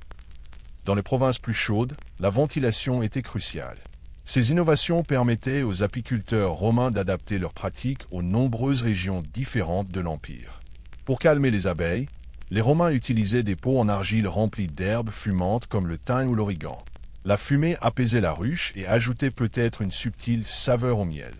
La récolte se faisait à l'aide de couteaux en fer, et la cire était séparée par fusion et filtration. Elle servait ensuite à fabriquer des bougies, des tablettes d'écriture, des cosmétiques, voire à imperméabiliser les navires. Le miel n'était pas seulement un aliment. Il était omniprésent. On l'ajoutait au vin pour créer le mulsum, on l'utilisait en pâtisserie, dans les sauces pour viande et poissons, et même comme source d'énergie pour les athlètes et les soldats. Les médecins romains, suivant les traditions hippocratiques, prescrivaient le miel contre les maux de gorge, les blessures, les fièvres et les troubles digestifs. Ses propriétés antibactériennes étaient bien connues et largement exploitées. Mais ce qui était peut-être le plus romain, dans leur apiculture, c'était leur sens de l'organisation. Les grandes villas possédaient souvent des exploitations apicoles dédiées, gérées par des esclaves sous la supervision d'intendants. La production était soigneusement consignée dans des registres, et le miel excédentaire était vendu sur les marchés ou exporté vers des provinces lointaines. Les abeilles n'étaient pas simplement vues comme des insectes, mais comme des citoyennes productives de l'économie romaine. Pour les Romains, une ruche bien tenue reflétait une maisonnée bien gouvernée, ordonnée, obéissante et inlassablement féconde. Alors que les civilisations anciennes cultivaient les abeilles pour le miel et la cire, beaucoup voyaient aussi la ruche comme une porte vers le divin. À travers l'Égypte, la Grèce, la Mésopotamie et au-delà, les abeilles n'étaient pas de simples insectes. Elles étaient des êtres spirituels, bourdonnant entre les mondes, porteurs de messages divins et dispensatrices de dons sacrés comme le miel, qui faisaient le lien entre les royaumes naturels et surnaturels. En Égypte, les abeilles étaient directement liées à la création divine. Comme mentionné précédemment, la mythologie raconte que Rê, le dieu soleil, versa des larmes qui, en touchant la terre, se transformèrent en abeilles. Le miel était utilisé dans les offrandes des temples pour apaiser les divinités et accompagner les morts dans l'au-delà. L'abeille devint également un symbole royal. Les pharaons de la Basse-Égypte portaient le titre de « celui du jonc et de l'abeille », liant ainsi leur autorité à l'harmonie cosmique de la ruche. En Grèce, l'abeille portait une forte symbolique féminine. Les prêtresses de Déméter et d'Artémie, déesses de la fertilité et de la nature sauvage, étaient appelées Mélissa ou abeilles. Ces femmes étaient considérées comme des intermédiaires entre le divin et le monde des mortels. L'oracle de Delphes, l'un des centres religieux les plus importants de l'Antiquité, aurait été à l'origine dirigé par des prêtresses abeilles.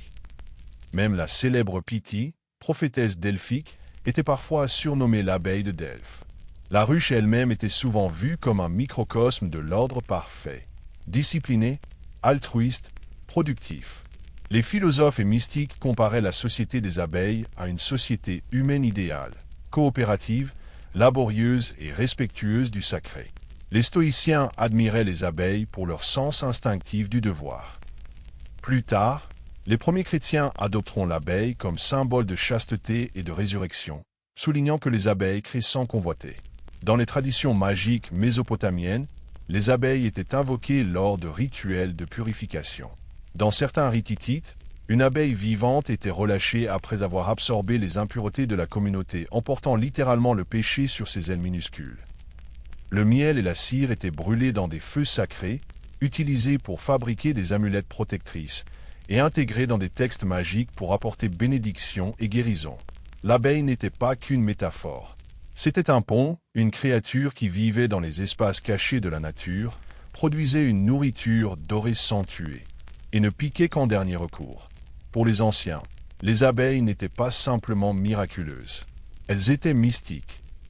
Dans le monde antique, le miel n'était pas simplement délicieux, c'était un remède divin.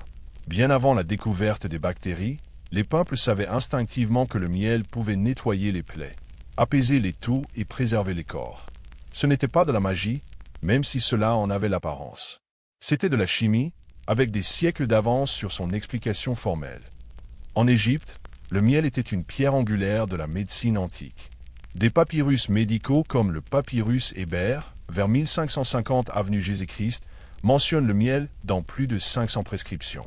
Il était mélangé à du lait, des figues, de l'ail ou des herbes pour traiter une large gamme de maux, des infections oculaires aux troubles digestifs. Combiné à de la graisse animale ou de la résine, il servait de baume sur les brûlures et les coupures. Les médecins savaient que les plaies traitées au miel guérissaient plus vite et résistaient mieux à l'infection, sans doute grâce à son acidité naturelle et à sa teneur en peroxyde d'hydrogène. Les Grecs ont suivi le même chemin. Hippocrate, le père de la médecine moderne, prescrivait le miel contre les problèmes respiratoires, les ulcères et la fatigue. Il le mélangeait à du vinaigre pour créer l'oxymel, un tonique utilisé pour dégager les mucosités et faire baisser la fièvre. Les athlètes grecs buvaient de l'eau mielée pendant leur entraînement olympique, convaincus qu'elle restaurait plus rapidement la force que le vin ou l'eau seule.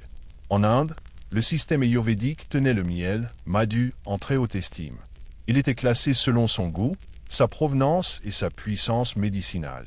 Les textes ayurvédiques déconseillaient de le chauffer à haute température, mais le recommandaient pour traiter l'indigestion, les rhumes, les plaies et même certains poisons. Il était aussi utilisé dans les rituels religieux, offert aux dieux et consommé pendant les jeûnes sacrés à des fins de purification spirituelle et corporelle. Les Romains, eux aussi, croyaient au pouvoir médicinal du miel. Pline l'Ancien enregistra des dizaines de remèdes impliquant le miel dans son histoire naturelle. Il servait de base à des onguents, des gargarismes et des laxatifs, et était même appliqué sur les blessés après les batailles. Mélangé à du jus de pavot, il faisait office de sédatif. Les chirurgiens romains l'utilisaient pour panser les plaies et réduire l'inflammation. La cire d'abeille occupait également une place en médecine, comme base pour les cataplasmes, les baumes, voire pour combler des dents. Sa malléabilité et sa résistance à la décomposition en faisaient un matériau idéal pour sceller et préserver. En résumé, dans l'Antiquité, le miel n'était pas simplement sucré, il sauvait des vies. Il guérissait les malades, préservait les morts et symbolisait la pureté. Il était la pharmacie des dieux, livrée sur les ailes des abeilles. Les anciens apiculteurs n'étaient pas de simples agriculteurs. C'étaient des innovateurs, des ingénieurs et des observateurs avisés de la nature. À travers les civilisations, ils ont développé des outils et des méthodes spécialisées pour gérer efficacement les colonies, récolter durablement le miel et se protéger des piqûres défensives des abeilles. L'une des innovations les plus importantes fut la conception de la ruche elle-même. Les Égyptiens ont popularisé l'usage de ruches cylindriques horizontales en argile, essentiellement de grands tubes en terre cuite empilés, en rangées. Ces ruches étaient durables, transportables et imitaient les cavités naturelles dans lesquelles les abeilles prospéraient. De manière similaire, les Grecs et les Romains utilisaient des ruches en terre cuite ou en osier tressé, parfois munies de couvercles amovibles permettant d'accéder aux rayons sans détruire la colonie. La possibilité d'inspecter et de récolter sans tuer les abeilles fut révolutionnaire, ouvrant la voie à une agriculture durable bien avant l'heure. Pour extraire le miel en toute sécurité, les anciens apiculteurs utilisaient de la fumée afin de calmer les abeilles. Les Grecs inventèrent des enfumoirs en argile et des soufflets permettant de diriger la fumée vers l'entrée de la ruche. La fumée masquait les phéromones d'alerte libérés par les abeilles gardiennes, réduisant ainsi leur agressivité. Les Romains perfectionnèrent cette méthode en brûlant des herbes odorantes comme le thym ou l'origan, qui apaisaient les abeilles et donnaient peut-être un arôme subtil au miel. Les outils de récolte variaient. On utilisait des couteaux en bois ou en bronze pour découper les rayons avec soin. Parfois, les rayons étaient pressés pour en extraire le miel liquide et la cire fondue puis filtrée pour un usage ultérieur. Les apiculteurs portaient peu de protection, comptant sur leur expérience et des gestes précis pour éviter les piqûres. Les combinaisons et gants modernes étaient encore loin d'exister. Les textes anciens montrent que les apiculteurs observaient avec minutie le comportement des abeilles. Ils comprenaient les cycles d'essaimage, les rythmes saisonniers et l'importance de déplacer les ruches pour optimiser la collecte de nectar. Certaines cultures pratiquaient la transhumance, le déplacement des ruches en fonction de la floraison des plantes, une méthode proche de l'apiculture migratoire moderne. Le stockage du miel était aussi une étape cruciale. Les Égyptiens utilisaient des jarres en céramique scellée pour conserver le miel, le protégeant de l'humidité et de la détérioration. La durée de conservation exceptionnelle du miel était bien connue. Certains pots, retrouvés dans des tombes, sont encore intacts après plusieurs millénaires. Même la relation entre les humains et les abeilles faisait l'objet d'une attention particulière. Des rituels étaient pratiqués pour apaiser les esprits ou dieux des abeilles, afin d'assurer la coopération du rucher et éviter les malheurs. Cette attention spirituelle était aussi essentielle que les outils physiques pour maintenir une ruche productive. En somme, l'apiculture antique était un subtil mélange d'artisanat, de sciences naturelles et de respect sacré. Les outils et techniques développés à cette époque forment encore aujourd'hui les fondements de l'apiculture moderne. La pratique ancestrale de l'apiculture a jeté les bases d'une relation entre l'homme et l'abeille qui perdure encore aujourd'hui. Loin d'être une simple activité agricole, l'apiculture ancienne était à la fois un art et une science, influençant la médecine, la religion, l'économie et l'écologie à travers les civilisations, façonnant ainsi notre compréhension de la nature et de la durabilité. Du delta du Nil aux collines d'Anatolie, des temples grecs aux fermes romaines, les anciens apiculteurs ont développé des méthodes pour protéger et maintenir leurs colonies. Leurs innovations en matière de conception des ruches, d'utilisation de la fumée et de gestion saisonnière ont permis des récoltes de miel durable, une pratique essentielle à la survie et au commerce. Le respect qu'ils portaient au cycle de vie des abeilles a favorisé un modèle d'harmonie entre l'homme et la nature. Leur compréhension du miel comme remède a nourri les premières pharmacopées d'Égypte, d'Inde et de Rome, des pratiques qui influencent encore aujourd'hui la médecine traditionnelle à travers le monde. Les propriétés antibactériennes et conservatrices du miel ont fondé les soins des plaies et des traitements naturels, tandis que la cire d'abeille a contribué au développement précoce des cosmétiques, des arts et de la construction. Les significations symboliques et spirituelles attribuées aux abeilles et au miel dans les cultures anciennes perdurent également. Des rituels religieux en l'honneur des abeilles et du miel subsistent dans diverses traditions, témoignant de la fascination continue de l'humanité pour la ruche en tant que métaphore de l'ordre, de la coopération et de la bénédiction divine. L'idée des abeilles comme messagères entre les mondes, ou comme symbole de résurrection, imprègne l'art, la littérature et le folklore depuis des siècles. Par ailleurs, la pratique ancienne de l'apiculture migratoire, déplacer les ruches pour suivre la floraison, se retrouve aujourd'hui dans l'agriculture commerciale moderne, essentielle à la pollinisation des cultures et à la production alimentaire mondiale. Les innovations des apiculteurs de l'Antiquité ont contribué à éveiller une conscience contemporaine du rôle crucial des abeilles en tant que pollinisatrices et des défis environnementaux qu'elles affrontent. Malgré les avancées technologiques, la relation fondamentale demeure inchangée. Les êtres humains dépendent des abeilles pour leur alimentation, leur médecine et la santé des écosystèmes. Et les abeilles, en retour, ont façonné la culture, l'économie et la spiritualité humaine depuis les débuts de la civilisation. L'héritage de l'apiculture ancienne est un témoignage de l'ingéniosité humaine, du respect de la nature et du pouvoir durable de la collaboration, à la fois au sein de la ruche et entre les espèces. Il nous rappelle que même les plus petites créatures peuvent inspirer la science, la foi et la survie.